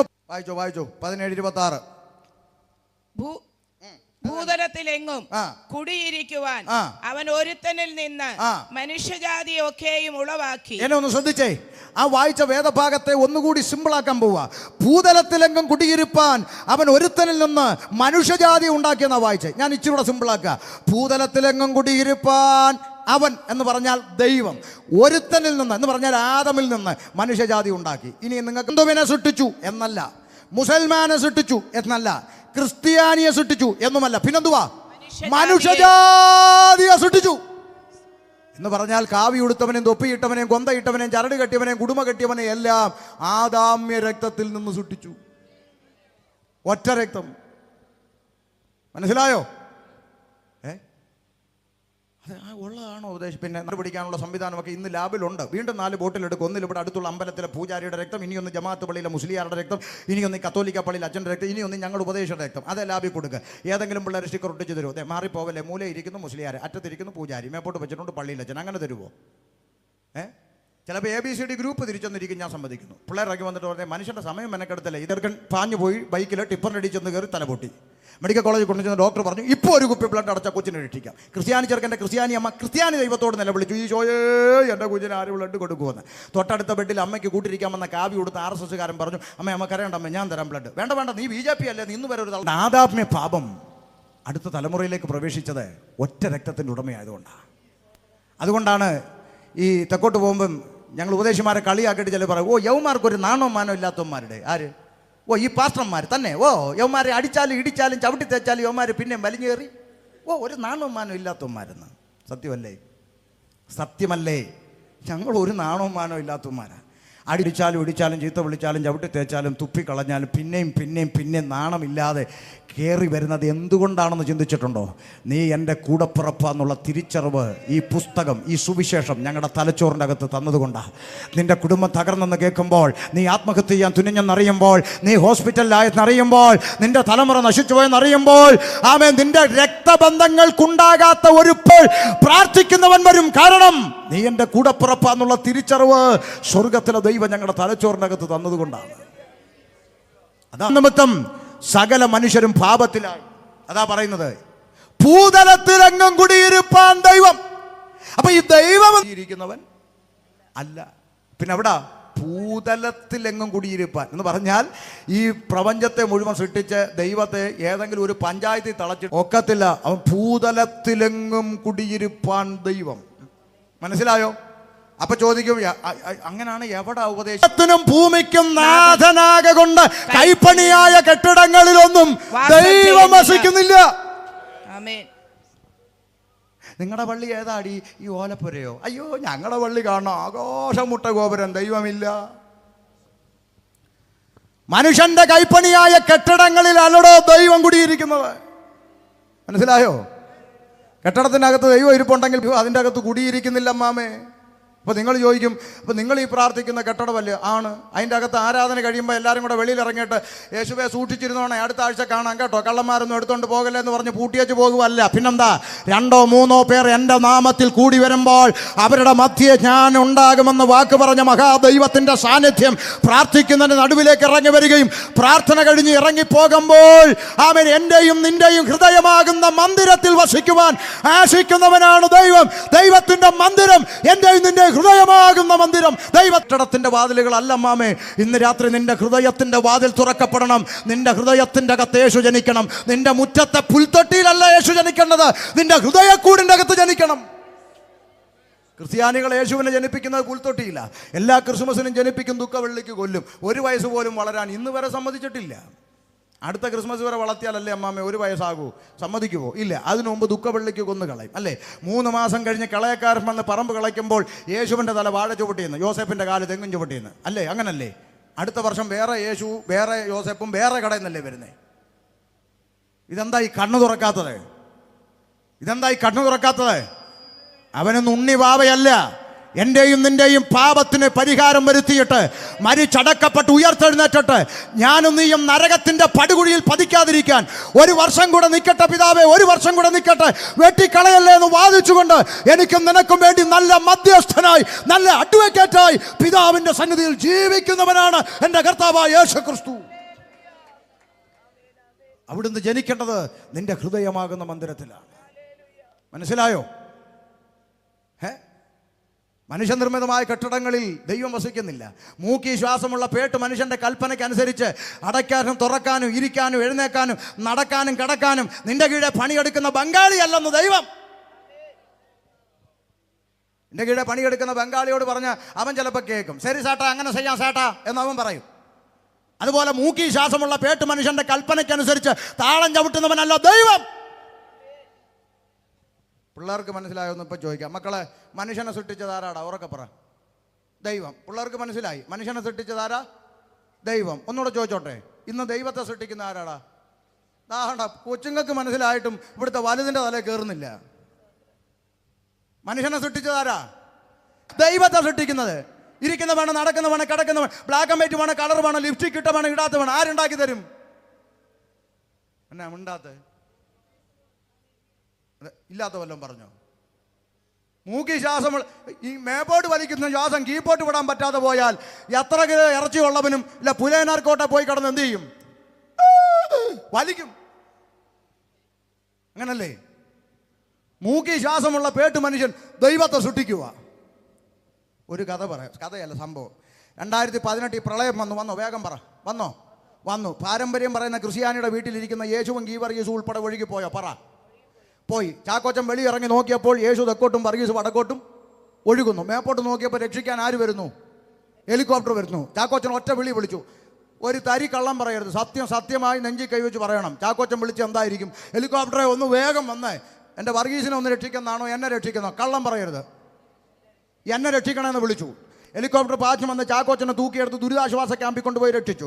2 ആഴ്ച കഴിഞ്ഞ് വെള്ളമൊക്കെ ഇറങ്ങി ചാക്കോച്ചൻ തിരിച്ച് വീട്ടിൽ ഇങ്ങനെ വന്ന് നോക്കിയപ്പോൾ ഇത് ഒഴുകിപ്പോയ വർഗീസ് അവിടെ ചെളി പിടിച്ച് കിടക്കുന്നു. പുള്ളി ഓടിച്ചെന്ന് അതിനെ തുടച്ചെടുത്ത് മിനിക്ക് ഷോക്കേഴ്സിൽ കൊണ്ട് വെച്ചാൽ അതിനോട് പറയാ, എന്നെ രക്ഷിക്കണേ വർഗീസ് എന്ന്. ഇവൻ എന്ന് നേരം വെളുക്കുമെന്ന് നിങ്ങൾ വീട്ടിൽ പോയിരുന്ന് ആലോചിക്കും. മനസ്സിലായോ പറഞ്ഞത്? തലച്ചോറുണ്ടെങ്കിൽ ആലോചിക്കേ. മനസ്സിലായോ? ഇന്ന് രാത്രി നീ സൃഷ്ടിയല്ല, സൃഷ്ടാവിനെ അറിയാനായി സുവിശേഷ യോഗം. ഇന്ന് രാത്രി നീ സൃഷ്ടാവിനെ അറിയണം. മൂക്കി ശ്വാസമുള്ള പേട്ട് മനുഷ്യന്റെ കൽപ്പനയ്ക്കനുസരിച്ച് താളം ചവിട്ടുന്നവനല്ല ദൈവം. അത് പെന്തക്കോസുകാരോടും കൂടാ പറഞ്ഞത്. ഇപ്പൊ കുറച്ച് പേട്ട് പിള്ളേർ സ്റ്റേജിൽ കയറി കിടന്നു, ഇപ്പോൾ തന്നെ ആത്മാവ് ശക്തിയോടെ. ഇവൻ പറയുമ്പോൾ ഇറങ്ങാനും കയറാനും ഇവന്റെ വേലക്കാരനല്ല പരിശുദ്ധാത്മാവ്. പഠിക്കേണ്ട സമയത്ത് പിള്ളേരെ പഠിക്കാൻ വിടണം. കൊച്ചു പിള്ളേർ തൊണ്ടക്കകത്ത് മാക്രി കയറ്റിയ പോലെ അവൻ കയറി കിടന്നു.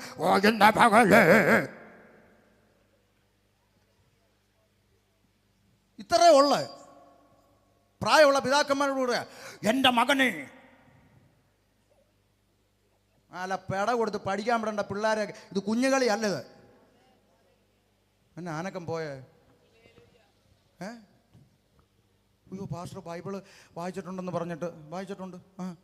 അവൻ ജ്ഞാനികൾക്കും വിവേകികൾക്കും മറച്ചു വെച്ചത് ശിശുക്കൾക്ക് വെളിപ്പ് വായിച്ചിട്ടില്ലേ? പിന്നെ അതിന് വേദപുസ്തകം ശിശു എന്ന് പറയുന്ന ആരെയാന്ന് നീ ആദ്യം പഠിക്കുക. ലേഖനങ്ങൾ പഠിക്കുമ്പോൾ ഇപ്പോൾ ജനിച്ച ശിശുക്കളെ പോലെ രക്ഷയ്ക്കായി വളരുവാൻ വചനമെന്ന മായമില്ലാത്ത പാൽ കുടിച്ച് ക്രിസ്തു എന്ന തലയോളം വചനത്തിൽ വളരണം. ആരാ ശിശു? രക്ഷിക്കപ്പെട്ടവൻ. എബ്രായ സഭയോട് പറയാ, കാലം നോക്കിയാൽ ഉപദേഷ്ടാക്കന്മാരാകേണ്ടുന്ന കാലമായി നിങ്ങൾ. പക്ഷെ നിങ്ങൾക്ക് ഇപ്പോഴും ഞാൻ പാല് തന്നെ തരേണ്ടി വരിക. കാര്യം വളർച്ചയില്ല. അല്ലാതെ നിങ്ങൾ വിചാരിക്കുന്ന പോലെ ഇവിടെ അത്ഭുത ബാലിക ഉണ്ടാക്കാൻ പിള്ളേരുടെ കയ്യിൽ ബൈബിളും തുറന്നു കൊടുത്തേച്ച് അമ്മ മൊബൈലും കൊണ്ട് നിൽക്കുക. കൊച്ചിനെ വൈറലാക്കാം, നിന്നെയാക്കാം, ദൈവം അടിച്ചെടുത്ത് ദൂരെ കളയും. ഇത് കുഞ്ഞ് കളിക്കേണ്ട ഇടപാടല്ല, ഇത് ദഹിപ്പിക്കുന്ന അഗ്നിയാണ്. വായിക്കും മക്കളെ. സ്തോത്രം. തമാശ കളിക്കുന്ന ഒന്നല്ലത്. മനസ്സിലാകുന്നുണ്ടോ? ഇത് വളരെ ഗൗരവമുള്ള വിഷയമാണ്. ശുശ്രൂഷ കുഞ്ഞുകളിയല്ല. എന്തുകൊണ്ടാണ് ഞാൻ അങ്ങനെ പറഞ്ഞത്? ഇവിടെ ഇരിക്കുന്ന സീനിയർ ആയിട്ടുള്ള അഭിഷിക്തന്മാരോട് ചോദിക്കുക, പിതാവായ യഹോവയായ ദൈവമെന്ന് കേൾക്കുമ്പോൾ നമുക്ക് എത്ര ഭയം, ഭക്തി, ബഹുമാനമൊക്കെ നമ്മുടെ ഉള്ളിൽ വരുന്നോ? അതിൽ ഒരു തരി കുറയാതെ പുത്രനെന്ന് കേൾക്കുമ്പോൾ ഉണ്ടാകണ്ടേ? പരിശുദ്ധാത്മാവെന്ന് കേൾക്കുമ്പോൾ ഉണ്ടാകണ്ടേ? ബിക്കോസ് തൃത്വത്തിൽ 3 ആളത്വങ്ങളും ഏറ്റക്കുറച്ചിലില്ലാത്ത ദൈവമല്ലേ? ആ പരിശുദ്ധാത്മാവിനെയാണ്, ആ ദൈവത്തെയാണ് ഈ പന്ത് കെട്ടുന്നത്. ഇത് കുഞ്ഞുകളിയാണോ? അതെ. ആത്മാവ്. ഇവന്മാർക്ക് അത് ഏത് ആത്മാവാന്ന് എനിക്കിതുവരെ പിടി കിട്ടിയിട്ടില്ല. B B B B Babu, രാ രാ രാ രാ Rajan, C C C Sindhu, ഇതൊക്കെ ഇവന്മാരുടെ ആത്മാവ്. വീട്ടിലോട്ട് പോകുന്ന വഴിക്കൊരു മാവ് ഞാൻ കാണുന്നു. ആ മാവുണ്ട്. അങ്ങോട്ട് പോകുമ്പോൾ ഒരു ഇടിഞ്ഞ മതിലുണ്ട്. അവിടെ ഒരു വാർത്ത വീട് ഞാൻ കാണും. അടുത്ത ചോദ്യം കേൾക്കണേ, നിങ്ങൾ എത്ര പേരുണ്ട് അവിടെ താമസിക്കാൻ? അത് മാത്രം ആത്മാവിന് അറിയത്തില്ല. അതെന്ത് ആത്മാവാന്ന് എനിക്കിതുവരെ പിടികിട്ടിയിട്ടില്ല. മാങ്ങ കാണാം, തേങ്ങ കാണാം, ചക്ക് കാണാം, കൊക്ക് കാണാം. വീട്ടിലുള്ളവർ എത്ര ഉണ്ടെന്ന് അറിയത്തില്ല. പിന്നെ വിക്കനായ മോശ ദൈവകരത്തിൽ എടുക്കപ്പെട്ടപ്പം വിക്കം മാറി 6 ലക്ഷം വരുന്ന ജനത്തെ അന്തസ്സാട്ട് നടത്തി ദൈവകരങ്ങളിൽ ഉപയോഗിക്കപ്പെട്ടു. ഇവന്മാരുടെയൊക്കെ മേലെ ആത്മാവ് വരും. വിക്കുക ബി ബി. കർത്താവ് നല്ല ഒന്നാം തരം പേര് വിളിച്ചല്ലോ. കാട്ടത്തിയുടെ കീഴെ എത്തിയിട്ട് ഒറ്റ വിളി, സഖായേ ഇറങ്ങി വാ. നീ ഇന്നു മുതൽ 6% പലിശ മേടിച്ചെങ്കിൽ മടങ്ങ് വർദ്ധിപ്പിക്കാൻ പോവാ. ഇനി മുതൽ നീ 12% മേടിക്കും. അങ്ങനെയാണോ പറഞ്ഞേ? സ്വർഗത്തിലെ ദൈവം പേര് വിളിച്ചെങ്കിൽ ഇവിടെ വിളിക്കുക. ഒരു പ്രിന്റിംഗ് മിസ്റ്റേക്ക് കൊണ്ട് പോലും ഒരു അധികം വന്നിട്ടുണ്ടോ ദൈവാസന്മാരെ? നിങ്ങൾ പറ. സക്കായി എന്ന് കർത്താവ് വിളിച്ചു. അച്ചടി പശവ് കൊണ്ട് ഒരു സാ അധികം വന്നോ? സാ സാ സക്ക സക്ക ചാക്ക ഇവനെയൊക്കെ ഉണ്ടല്ലോ. അതുകൊണ്ട് ഒരു കാര്യം ഞാൻ ഇതൊക്കെ പറയുന്നതിൻ്റെ കാര്യം എന്തെന്നറിയാമോ? ഇതൊക്കെയാണ് ഈ സുവിശേഷം കേൾക്കാൻ ജനത്തെ വാതിലടച്ചത്, ഇതുപോലുള്ള കാര്യങ്ങളാണ്. കാരണം ഇതെല്ലാം ആളുകൾ വിചാരിക്കുന്ന ഈ പെന്തിക്കോസ് എന്ന് പറഞ്ഞ് ഇങ്ങനെ അമ്മാമേ ഇല്ല ശുശ്രൂഷ കുഞ്ഞുകളിയല്ല എന്ന് പറഞ്ഞ് ആ ഭാഗം വിടുന്നു. വേഗത്തിൽ അവസാനിപ്പിക്കുക, ശ്രദ്ധിച്ചോ.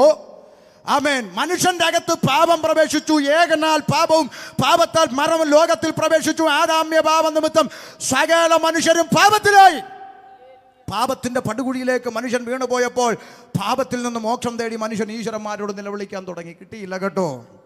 നേർച്ച കാഴ്ചകൾ, തീർത്ഥയാത്രകൾ, പുണ്യകർമ്മ ക്രിയാദികളെല്ലാം നടത്തി നോക്കി മോക്ഷം കിട്ടിയില്ല. എന്തിനധികം പറയുന്നു? മോക്ഷം തേടി, ഈശ്വര കടാക്ഷം തേടി ഈ പത്തനംതിട്ട ഇലന്തൂരിൽ ഒരു പച്ചമറി മനുഷ്യനെ വെട്ടി നുറുക്കി നരബലി കൊടുത്തു നോക്കി. കിട്ടിയോ മോക്ഷം?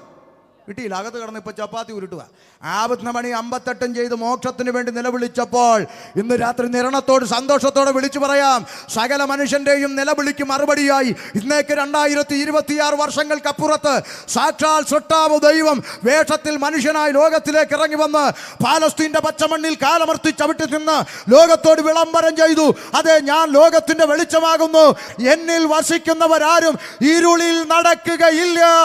ഇന്ന് രാത്രി നിരണത്തോട് പറയട്ടെ, ഞാൻ ലോകത്തിന്റെ വെളിച്ചമാണെന്ന് അവകാശത്തോടെ അധികാരത്തോടെ ലോകത്തോട് പ്രസ്താവിച്ച, ലോകം കണ്ട ഒരേ ഒരു പ്രസംഗകൻ, ലോകം കണ്ട ഒരേ ഒരു പ്രവാചകൻ, ലോകം കണ്ട ഒരേ ഒരു മഹാഗുരു, ലോകം കണ്ട ഒരേ ഒരു ദൈവം, അവനത്ര ഇന്ന് രാത്രിയിൽ ഷമീർ അബ്ദുൽ സലാം പ്രസംഗിക്കുന്ന നസ്രത്തുകാരനായ യേശു ക്രിസ്തു.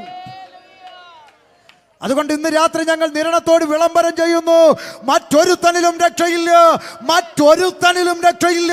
നാം രക്ഷ പ്രാപിപ്പാൻ, മോക്ഷം പ്രാപിപ്പാൻ ആകാശത്തിന്റെ കീഴിൽ മനുഷ്യരുടെ ഇടയിൽ യേശു ക്രിസ്തു എന്ന ഏക നാമമല്ലാതെ പോരാ, ഏക സത്യ സുവിശേഷമല്ലാതെ പോരാ, ഏക സത്യ നിത്യ ദൈവമല്ലാതെ മറ്റൊരു രക്ഷാമാർഗം ഈ കൃതിയിലില്ല. എൻ്റെ വക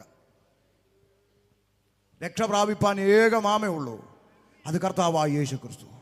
വേഷത്തിൽ മനുഷ്യനായ ലോകത്തിലേക്ക് ഇറങ്ങി വന്നു. ആമേ 30 വയസ്സ് വരെ അമ്മയപ്പന്മാർക്ക് കീഴടങ്ങി മാതൃക ജീവിതം കാണിച്ചു തന്നു. 33 തിരുവയസ്സിൽ സകല മനുഷ്യന്റെയും പാപത്തിന്റെ പരിഹാരം ക്രൂശിൽ തൻ്റെ പ്രാണനെ യാഗമാക്കി നൽകിക്കൊണ്ട് മാനവജാതിയെ പാപത്തിൽ നിന്ന് വീണ്ടെടുപ്പാൻ സ്വന്തം പ്രാണനെ പകരമായി നൽകി. കഴിഞ്ഞ ദിവസങ്ങളിൽ ഒരു സഹോദരി ഫോൺ വിളിച്ചു, പാസ്റ്റർ പ്രസംഗമൊക്കെ യൂട്യൂബിൽ ഇങ്ങനെ കേൾക്കുന്നു, സന്തോഷമുണ്ട്, ഒത്തിരി കാര്യങ്ങൾ മനസ്സിലാക്കാൻ കഴിഞ്ഞു. ആമേൻ. ഒരു സംശയം ചോദിക്കാൻ വിളിച്ചതാ.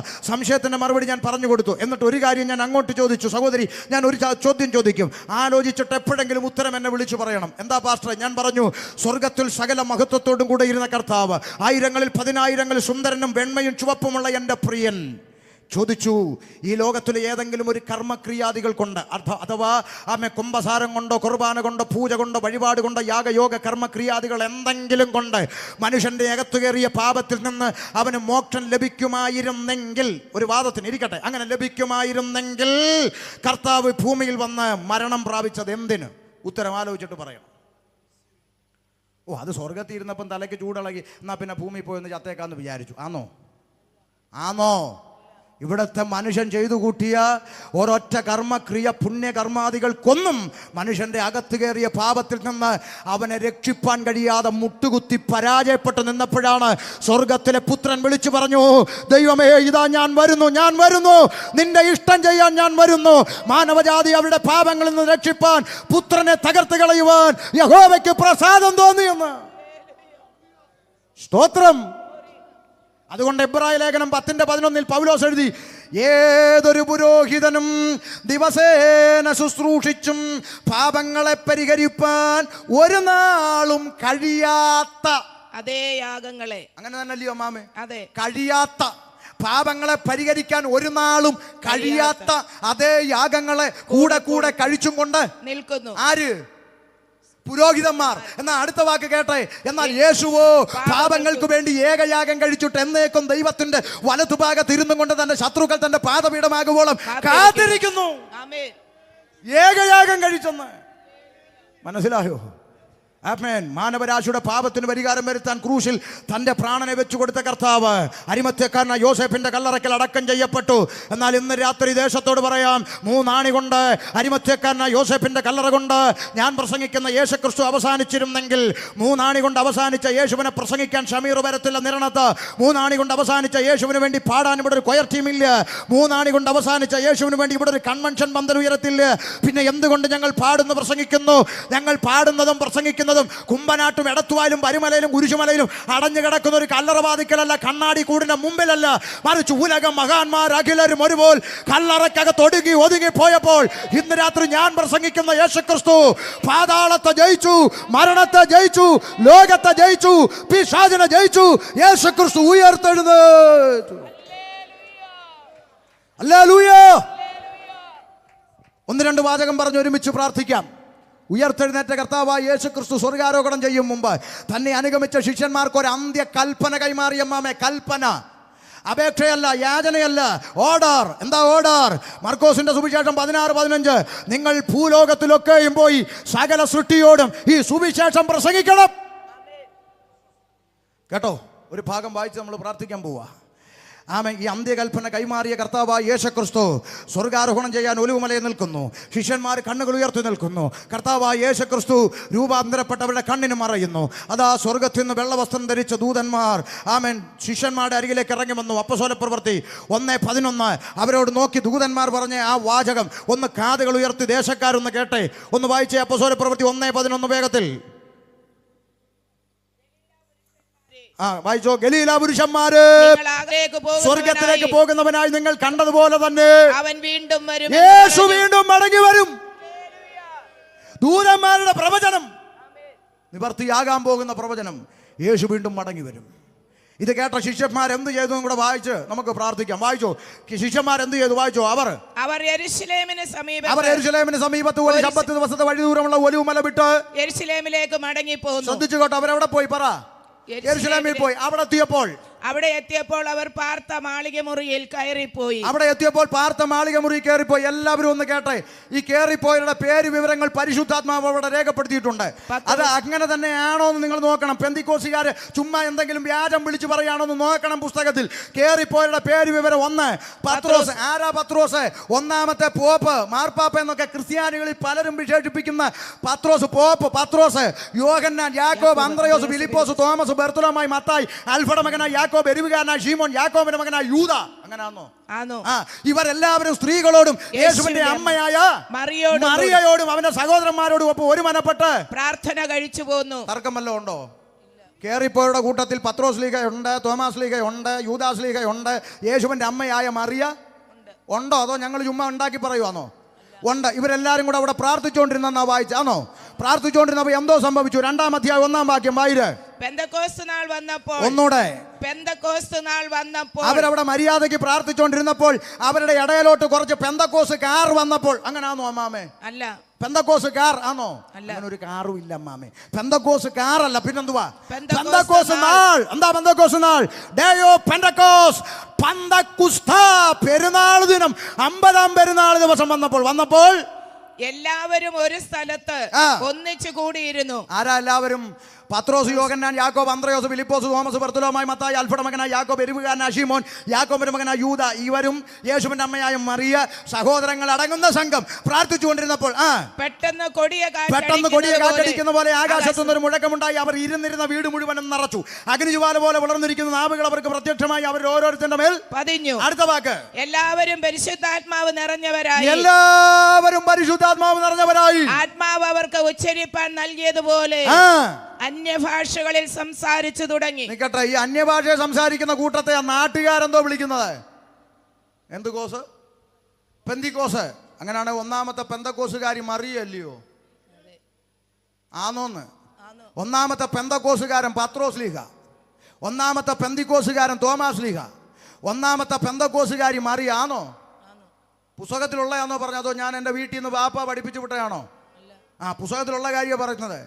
അവർ അന്യഭാഷ സംസാരിക്കാൻ തുടങ്ങി. അതുകൊണ്ട് പെന്തിക്കോസുകാർക്ക് അമ്മയില്ലെന്ന് ആരെങ്കിലും പറഞ്ഞാൽ നേരെ നിന്ന് പറയണം, നിങ്ങളുടെ പള്ളി ഫോട്ടോയേ ഉള്ളൂ, ഞങ്ങളുടെ കൂടെ ജീവനോടിരുന്ന് അന്യഭാഷ പറഞ്ഞത്.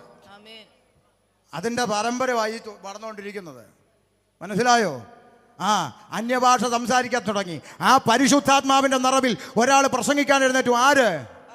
പത്രോസ് ലീഗ എഴുന്നേറ്റ് പരിശുദ്ധാത്മാവിന്റെ നിറവിൽ ഒറ്റ പ്രസംഗം. എന്ത് സംഭവിച്ചു? 2:37 ഇത് കേട്ടിട്ട് അവർ ഹൃദയത്തിൽ കുത്തുകൊണ്ടു. നിക്കട്ടമ്മാമേ, പരിശുദ്ധാത്മാവ് നിറഞ്ഞവൻ ആത്മനിറവിൽ ഒറ്റ പ്രസംഗം കേട്ടവരുടെ ഹൃദയത്തിൽ കുത്തുകൊണ്ടു. എന്തുകൊണ്ടു? കുത്തുകൊണ്ടു. നിങ്ങളുടെ ആരുടെയെങ്കിലും ബൈബിളിൽ ഇക്കിളി കൊണ്ടെന്ന് മാംസങ്ങളെ വേർപിടിവിക്കും വരെ തുളച്ചു ചെല്ലുന്ന ജീവന്റെ വചനം അകത്തോട്ട് തുളച്ചു കയറി കുത്തുകൊണ്ടെന്ന്. അതുകൊണ്ട് ഇന്ന് രാത്രി കുത്തുകൊണ്ടവർ ഇറങ്ങി നിന്നേച്ച് പാസ്റ്റർ എന്നാലും ഞങ്ങളെ ക്ഷണിച്ചു വരുത്തി ഇരുത്തി കൊല്ലത്തുനിന്ന് ഒരുത്തനെ കൊണ്ടുവന്ന് കുത്തി എന്നൊന്നും പറഞ്ഞേക്കരുത്. പരിശുദ്ധാത്മാവ് ഇടപെട്ട കുത്തുകൊള്ളുവെന്ന് മനസ്സിലായോ? കുത്തുകൊണ്ടവരെല്ലാം കൂടെ എന്ത് ചെയ്തു? പ്രസംഗിച്ചവന്റെ കൊങ്ങാക്കി പിടിച്ചെന്നാണോ? അല്ല. പിന്നെന്തുവാ ചെയ്ത?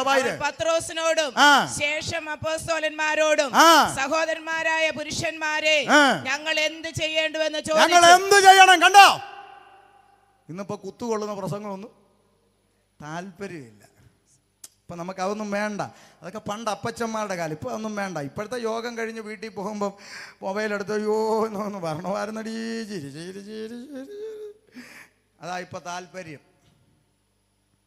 മിണ്ടുന്നില്ല ആരും. ഇപ്പൊ കുത്തുകൊള്ളുന്നൊന്നും വേദപുസ്തകം എത്രയോ കൃത്യമായി പറഞ്ഞു. ആമേൻ. കർത്താവായ യേശു ക്രിസ്തു പ്രസംഗിച്ചപ്പോൾ 5000 എണ്ണം തിന്നാനും കുടിക്കാനും വന്നതാ. പ്രസംഗം അങ്ങോട്ട് തുടങ്ങിയപ്പോൾ എല്ലാം പതിയെ പതിയെ പൊഴിഞ്ഞു. അയ്യോ എന്താ എല്ലാവരും പോകുന്നതെന്ന് ചോദിച്ചാൽ പറയുക, ഇങ്ങനെയുള്ള ഉപദേശം പോരാ, കഠിനവാക്കെന്ന്. അങ്ങനല്ലേ ചോദിച്ചാ പറഞ്ഞേ? കർത്താവിൻ്റെ ഉപദേശം കഠിനമാണെന്ന് പറഞ്ഞ ആളുകൾക്ക് ഇപ്പൊ കൂടി വരാൻ സന്തോഷം. എന്താ? ആമേൻ. കർണരസമാകുമാറ് കഥ കേൾക്കാൻ ഇപ്പൊ ഇഷ്ടമാ. എന്ത് രസമായിരുന്നെന്നാ പറയുന്നത്. രസമാ. ഇപ്പൊ രസം മതി. നിന്നെ എല്ലാം രസിപ്പിക്കുന്നൊരു ദിവസം വരുന്നുണ്ട് കേട്ടോ. കുത്തുകൊണ്ടവരെല്ലാം കൂടെ എന്ത് ചെയ്തു? ഞങ്ങൾ എന്ത് ചെയ്യേണ്ടു നിലവിളിച്ചു. അതിന് അടുത്ത വാക്ക് പത്രോസ് അവരോട് നിങ്ങൾ മാനസാന്തരപ്പെട്ട് നിങ്ങളുടെ പാപങ്ങളുടെ മോചനത്തിനായി ഓരോരുത്തൻ യേശുക്രിസ്തുവിന്റെ നാമത്തിൽ സ്നാനമേൽക്കുവിൻ. അമ്മാമേ, പുസ്തകം അടച്ചോ. മനസ്സുണ്ടായിട്ടല്ല, ഇത്രയും തന്നെ ഇവർ കടിച്ചു പിടിച്ചിരിക്കുക. ഇനി വിട്ടാൽ ശരിയാകത്തില്ല. അതുകൊണ്ട് പിടിച്ചു കെട്ടുക കേട്ടോ. പത്രോസ് അവരോട് നിങ്ങൾ ഓരോരുത്തരും എന്ത് ചെയ്യണം അമ്മാമേ? മാനസാന്തരപ്പെട്ട് പാപങ്ങളുടെ മോചനത്തിനായി ഓരോരുത്തൻ യേശുക്രിസ്തുവിൻ നാമത്തിൽ സ്നാനമേൽക്കണമെന്ന് പറഞ്ഞു. ആണോ? അകത്ത് കയറിയ പാപം പുറത്തു പോകണമെങ്കിൽ ഒരു നാണയത്തുട്ട് കൊടുക്കണ്ട, 1 കിലോമീറ്റർ നടക്കണ്ട, ഒരു മെഴുകുതിരി കത്തിക്കണ്ട, കുരിശും ചുമന്ന് മുട്ടയിലെ പെയിന്റ് കളയണ്ട. നീ മാനസാന്തരപ്പെട്ട് സ്നാനപ്പെട്ടാൽ മതിയെന്ന് പുസ്തകത്തിലിരിക്കുക. പത്രോസ് പറഞ്ഞതാ. അത് ഞങ്ങൾ ആവർത്തിക്കുന്നതേ ഉള്ളൂ. ഒരു വരി ഞങ്ങൾ കൂട്ടിയില്ല, ഒരു വരി ഞങ്ങൾ കുറച്ചില്ല. ആ പത്രോസ് ലീഗ പറഞ്ഞത് ഞങ്ങൾ ഇന്നും ആവർത്തിക്കുക. പാപമോചനം വേണോ? മാനസാന്തരപ്പെട്ട് സ്നാനപ്പെടാൻ. മതി, അടച്ചു, നിർത്തി. നാളൊരു അമ്മ വന്നിട്ട് പറഞ്ഞു, പാസ്റ്ററെ നല്ല പ്രസംഗം. ഒരു സംശയം. എന്താ? ഞങ്ങളൊക്കെ പണ്ടേ സ്നാനപ്പെട്ടതാ. എപ്പം? കുഞ്ഞുവാവ ആയിരുന്നപ്പോഴേ പള്ളിയിൽ. അപ്പം മാനസാന്തരോ? അത് വളരുമ്പം പോരെ. ഇന്നെല്ലാവരും കുളിച്ചു. തല തോർത്തിയോ? കാലങ്ങളായിട്ട് ഇത് തന്നെയല്ലേ. നാളെ തൊട്ടൊരു ചേഞ്ച്. ആദ്യം തല തോർത്തിയായിട്ട് പിന്നെ കുളി. ശ്രമിച്ചു നോക്ക സഹോദര. നമ്മുടെ മനുഷ്യൻ്റെ നിത്യജീവിതത്തിൽ ചെയ്തു വരുന്ന ഒരു കാര്യം തല തിരിച്ച പ്രശ്നമാണെങ്കിൽ, ആകാശം മാറിയാലും ഭൂമി ഒഴിഞ്ഞു പോയാലും വള്ളി പുള്ളി മാറാത്ത ദൈവവചനം ആരും തലതിരിക്കരുത്. മാനസാന്തരപ്പെട്ട് സ്നാനമേൽക്കണമെന്ന് തിരുവെടുത്ത് പറഞ്ഞാൽ ആദ്യം സംഭവിക്കേണ്ടത് മാനസാന്തരം. അല്ല, മാനസാന്തരം ഒന്ന് പേപ്പറിൽ എഴുതി കാണിച്ചാൽ മനസ്സിലാകാത്ത കൊച്ചിനെടുത്തൊക്കത്ത് വെച്ച് 2000 വർഷം കർത്താവായ യേശു ക്രിസ്തു നിന്റെ പാപത്തിന് വന്നു മരിച്ചു നടക്കപ്പെട്ടു ഉയർത്തിന് നിന്നെ ചേർക്കാൻ വീണ്ടും വരുമെന്ന് കുഞ്ഞെ നീ വിശ്വസിക്കുന്നുവോ? കുഞ്ഞ് വാ തുറന്ന് പറയണം, യെസ് ഐ ബിലീവ് ദാറ്റ്, ഞാനത് വിശ്വസിക്കുന്നെന്ന് പറഞ്ഞാൽ നിങ്ങൾക്ക് സ്നാനപ്പെടുത്താൻ ഒരു തെറ്റുമില്ല. അപ്പോൾ ചില ആളുകൾ പറയും, പാസ്റ്ററെ അത് നിങ്ങൾ മുസ്ലിമിൽ നിന്ന് വന്നുകൊണ്ട് അറിയാത്തതുകൊണ്ടാണ്. എന്നാ അമ്മാമേ, അത് കുഞ്ഞിന് പറയാൻ ഒക്കത്തില്ലെന്ന് ഞങ്ങൾക്കറിയാം.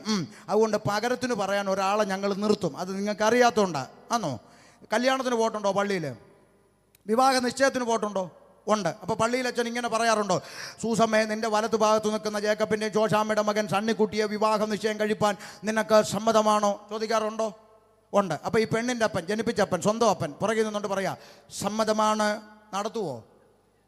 പറയാം അങ്ങോട്ട്. എനിക്കറിയാത്തതുകൊണ്ടല്ലേ ചോദിക്കുന്നത്. നടത്തുവോ? എന്നാ സ്വന്തം അപ്പനല്ലേ, വാടക എടുത്തൊന്നും അല്ലല്ലോ. നടത്തുവോ? എനിക്ക് ഒത്തിരി അച്ഛന്മാരുമായിട്ട് ബന്ധമുണ്ട്. നിങ്ങൾ വിചാരിക്കുന്ന കളിയല്ലത്. ഞാൻ എല്ലാവരോടും ചോദിച്ച് ഉറപ്പ് വരുത്തിയാച്ചാ പ്രസംഗിക്കുന്നത്. ഞാൻ ചോദിച്ചു, അച്ചോ അയ്യോ പാസ്റ്റർ അങ്ങനൊന്നും നടത്തല്ല. പിന്നെ വീണ്ടും ചോദിക്കുമെന്ന്, സൂസമ്മയെ നിന്റെ വലതു ഭാഗത്ത് നിൽക്കുന്ന ജേക്കബിൻ്റെ ജോഷാമ്മയുടെ മകൻ സണ്ണിക്കുട്ടിയെ വിവാഹ നിശ്ചയം കഴിപ്പാൻ നിനക്ക് സമ്മതമാണോ? അപ്പം പ്രസവിച്ച അമ്മ സമ്മതമാച്ചോ, അവളാ കെട്ടണമെന്ന് പറഞ്ഞത് അങ്ങോട്ട് നടത്തുവോ? പിന്നെ ആര് പറയണം? മണവാട്ടി ആരോ അവള് പറയണം എനിക്ക് സമ്മതമാണെന്ന്. അങ്ങനെയാണോ? ഈ ലോകത്തിലെ മണവാട്ടിയാകാൻ പെറ്റ തള്ള പറഞ്ഞാൽ പോരെങ്കിൽ, ഈ ലോകത്തിലെ മണവാട്ടിയാകാൻ ജനിപ്പിച്ച അപ്പൻ പറഞ്ഞാൽ പോരെങ്കിൽ, കുഞ്ഞാടിൻ്റെ കാന്തയാകാൻ, യേശുക്രിസ്തുവിൻ്റെ മണവാട്ടിയാകാൻ ഞാൻ ക്രിസ്തു എന്ന ഏക പുരുഷന് നിർമ്മല കന്യകയായി ഏൽപ്പിപ്പാൻ എൻഗേജ്മെന്റ് വിവാഹം നിശ്ചയം ചെയ്തിരിക്കുന്നു എന്ന് പകരക്കാർ പറഞ്ഞാൽ ഒക്കത്തില്ല മാമേ. നിങ്ങൾ പറയണം, ഈ യേശുവിനെ എൻ്റെ കർത്താവും എൻ്റെ രക്ഷിതാവും എൻ്റെ മണവാളനുമായി ഞാൻ ഹൃദയം കൊണ്ട് വിശ്വസിക്കുക, അധരം കൊണ്ട് ഏറ്റുപറയുന്നവനാണ് സ്നാനത്തിലേക്ക് നയിക്കപ്പെടേണ്ടത്. വാക്കുകൾ അവസാനിപ്പിക്കുന്നു. സ്തോത്രം. പത്രോസ് വിളിച്ചു പറഞ്ഞു, ആമേൻ, ഒരൊറ്റ മാർഗം, മാനസാന്തരപ്പെട്ട് സ്നാനമേൽപ്പീൻ, എന്നാൽ പരിശുദ്ധാത്മാവെന്ന് ദാനം ലഭിക്കും. താഴോട്ട് വായിക്കുമ്പോൾ ഇങ്ങനെ വായിക്കുന്നു, ആമേൻ, അവൻ്റെ വാക്ക് കൈക്കൊണ്ടവർ സ്നാനമേറ്റു. അടുത്തത്, അന്ന് 3000-ഓളം പേർ അവരോട് ചേർന്നു. മതി. ഒറ്റ പ്രസംഗം, ചങ്കത്ത് കുത്തുകൊള്ളുന്ന ഒറ്റ പ്രസംഗം. കേട്ടപ്പോൾ ഇച്ചിരി നോവൊക്കെ വന്നെങ്കിലും പിന്നത്തേത് ചിന്തിച്ചപ്പോൾ മനസ്സിലായി അത് തിരുവചനമാണ്. 3000 എണ്ണം രംഗത്ത് വന്ന് പറഞ്ഞു, പാസ്റ്ററേ ഞങ്ങൾക്ക് സ്നാനപ്പെടണം. അതാ ദൈവസഭയുടെ തുടക്കം. മനസ്സിലായോ? കെട്ടിവലിച്ചും വലിച്ചു പിടിച്ചും കൊണ്ടുവന്ന മാർഗമല്ല. ഇരുവായ്ത്തലയുള്ള ഏത് വാളിനേക്കാളും മൂർച്ചയേറിയതും സദ്യമജ്ജ മാംസങ്ങളെ വേർപിടിക്കും വരെ തുളച്ചില്ലെന്ന് ജീവന്റെ വചനം അകത്തോട്ട് തുളച്ചു കയറി കുത്തുകൊണ്ടെന്ന് മുമ്പ് വന്ന് പറഞ്ഞു, ഞങ്ങൾക്ക് സ്നാനപ്പെടണം. ഇന്ന് രാത്രി കണ്ണുകൾ അടയ്ക്കാം. ഈ രാത്രി കേൾക്കപ്പെട്ട ദൈവവചനത്തിന് മുമ്പാകെ സമർപ്പിക്കാം. ആമേൻ. അന്ന് 3000-ഓളം പേർ അവരോട് ചേർന്നു. അടുത്തൊരു വാക്യം ഇങ്ങനെ പറയുന്നു, അവർ അപ്പോസ്തലന്മാരുടെ ഉപദേശം കേട്ടും കൂട്ടായ്മ ആചരിച്ചു, അപ്പം നുറുക്കിയും പ്രാർത്ഥന കഴിച്ചും പോന്നു. ആ കൂട്ടത്തെ നോക്കി സ്വർഗത്തിലെ ദൈവം ഒരു പേര് വിളിച്ചു, കർത്താവ് രക്ഷിക്കപ്പെടുന്നവരെ. ദിനം പ്രതി ആ കൂട്ടത്തെ നോക്കി സ്വർഗം വിളിച്ച പേരാ സഭ. അങ്ങനെങ്കിൽ തനിക്കായി കാത്തു നിൽക്കുന്നവരുടെ രക്ഷയ്ക്കായി യേശു പാപം കൂടാതെ രണ്ടാമത് വരുമെന്ന് പറഞ്ഞത് തനിക്കായി കാത്തു നിൽക്കുന്ന സഭയെ ചേർക്കാനാ പ്രിയപ്പെട്ടവരെ. അതിൻ്റെ അകത്ത് ഷമീറുണ്ട്, സുരേഷുണ്ട്, നസീറുണ്ട്, തോമസുണ്ട്, ചാക്കോച്ചനുണ്ട്, മമത് കുട്ടിയുണ്ട്. ആമേ, സകല ഗോത്രങ്ങളിൽ നിന്നും ഭാഷകളിൽ നിന്നും വംശങ്ങളിൽ നിന്നും ജാതികളിൽ നിന്നും ആമേ യേശു ക്രിസ്തുവിന്റെ രക്തത്താൽ വിലയ്ക്ക് വാങ്ങിയ ദൈവ സഭ. അത് പുഴവക്കത്ത് കൂടിയാലും പാരച്ചുവട്ടി കൂടിയാലും കെട്ടിടത്തെ കൂടിയാലും ചന്ത മൈതാനത്ത് കൂടിയാലും ആ കൂട്ടത്തെ നോക്കി സ്വർഗം വിളിച്ച പേരാണ് സഭ.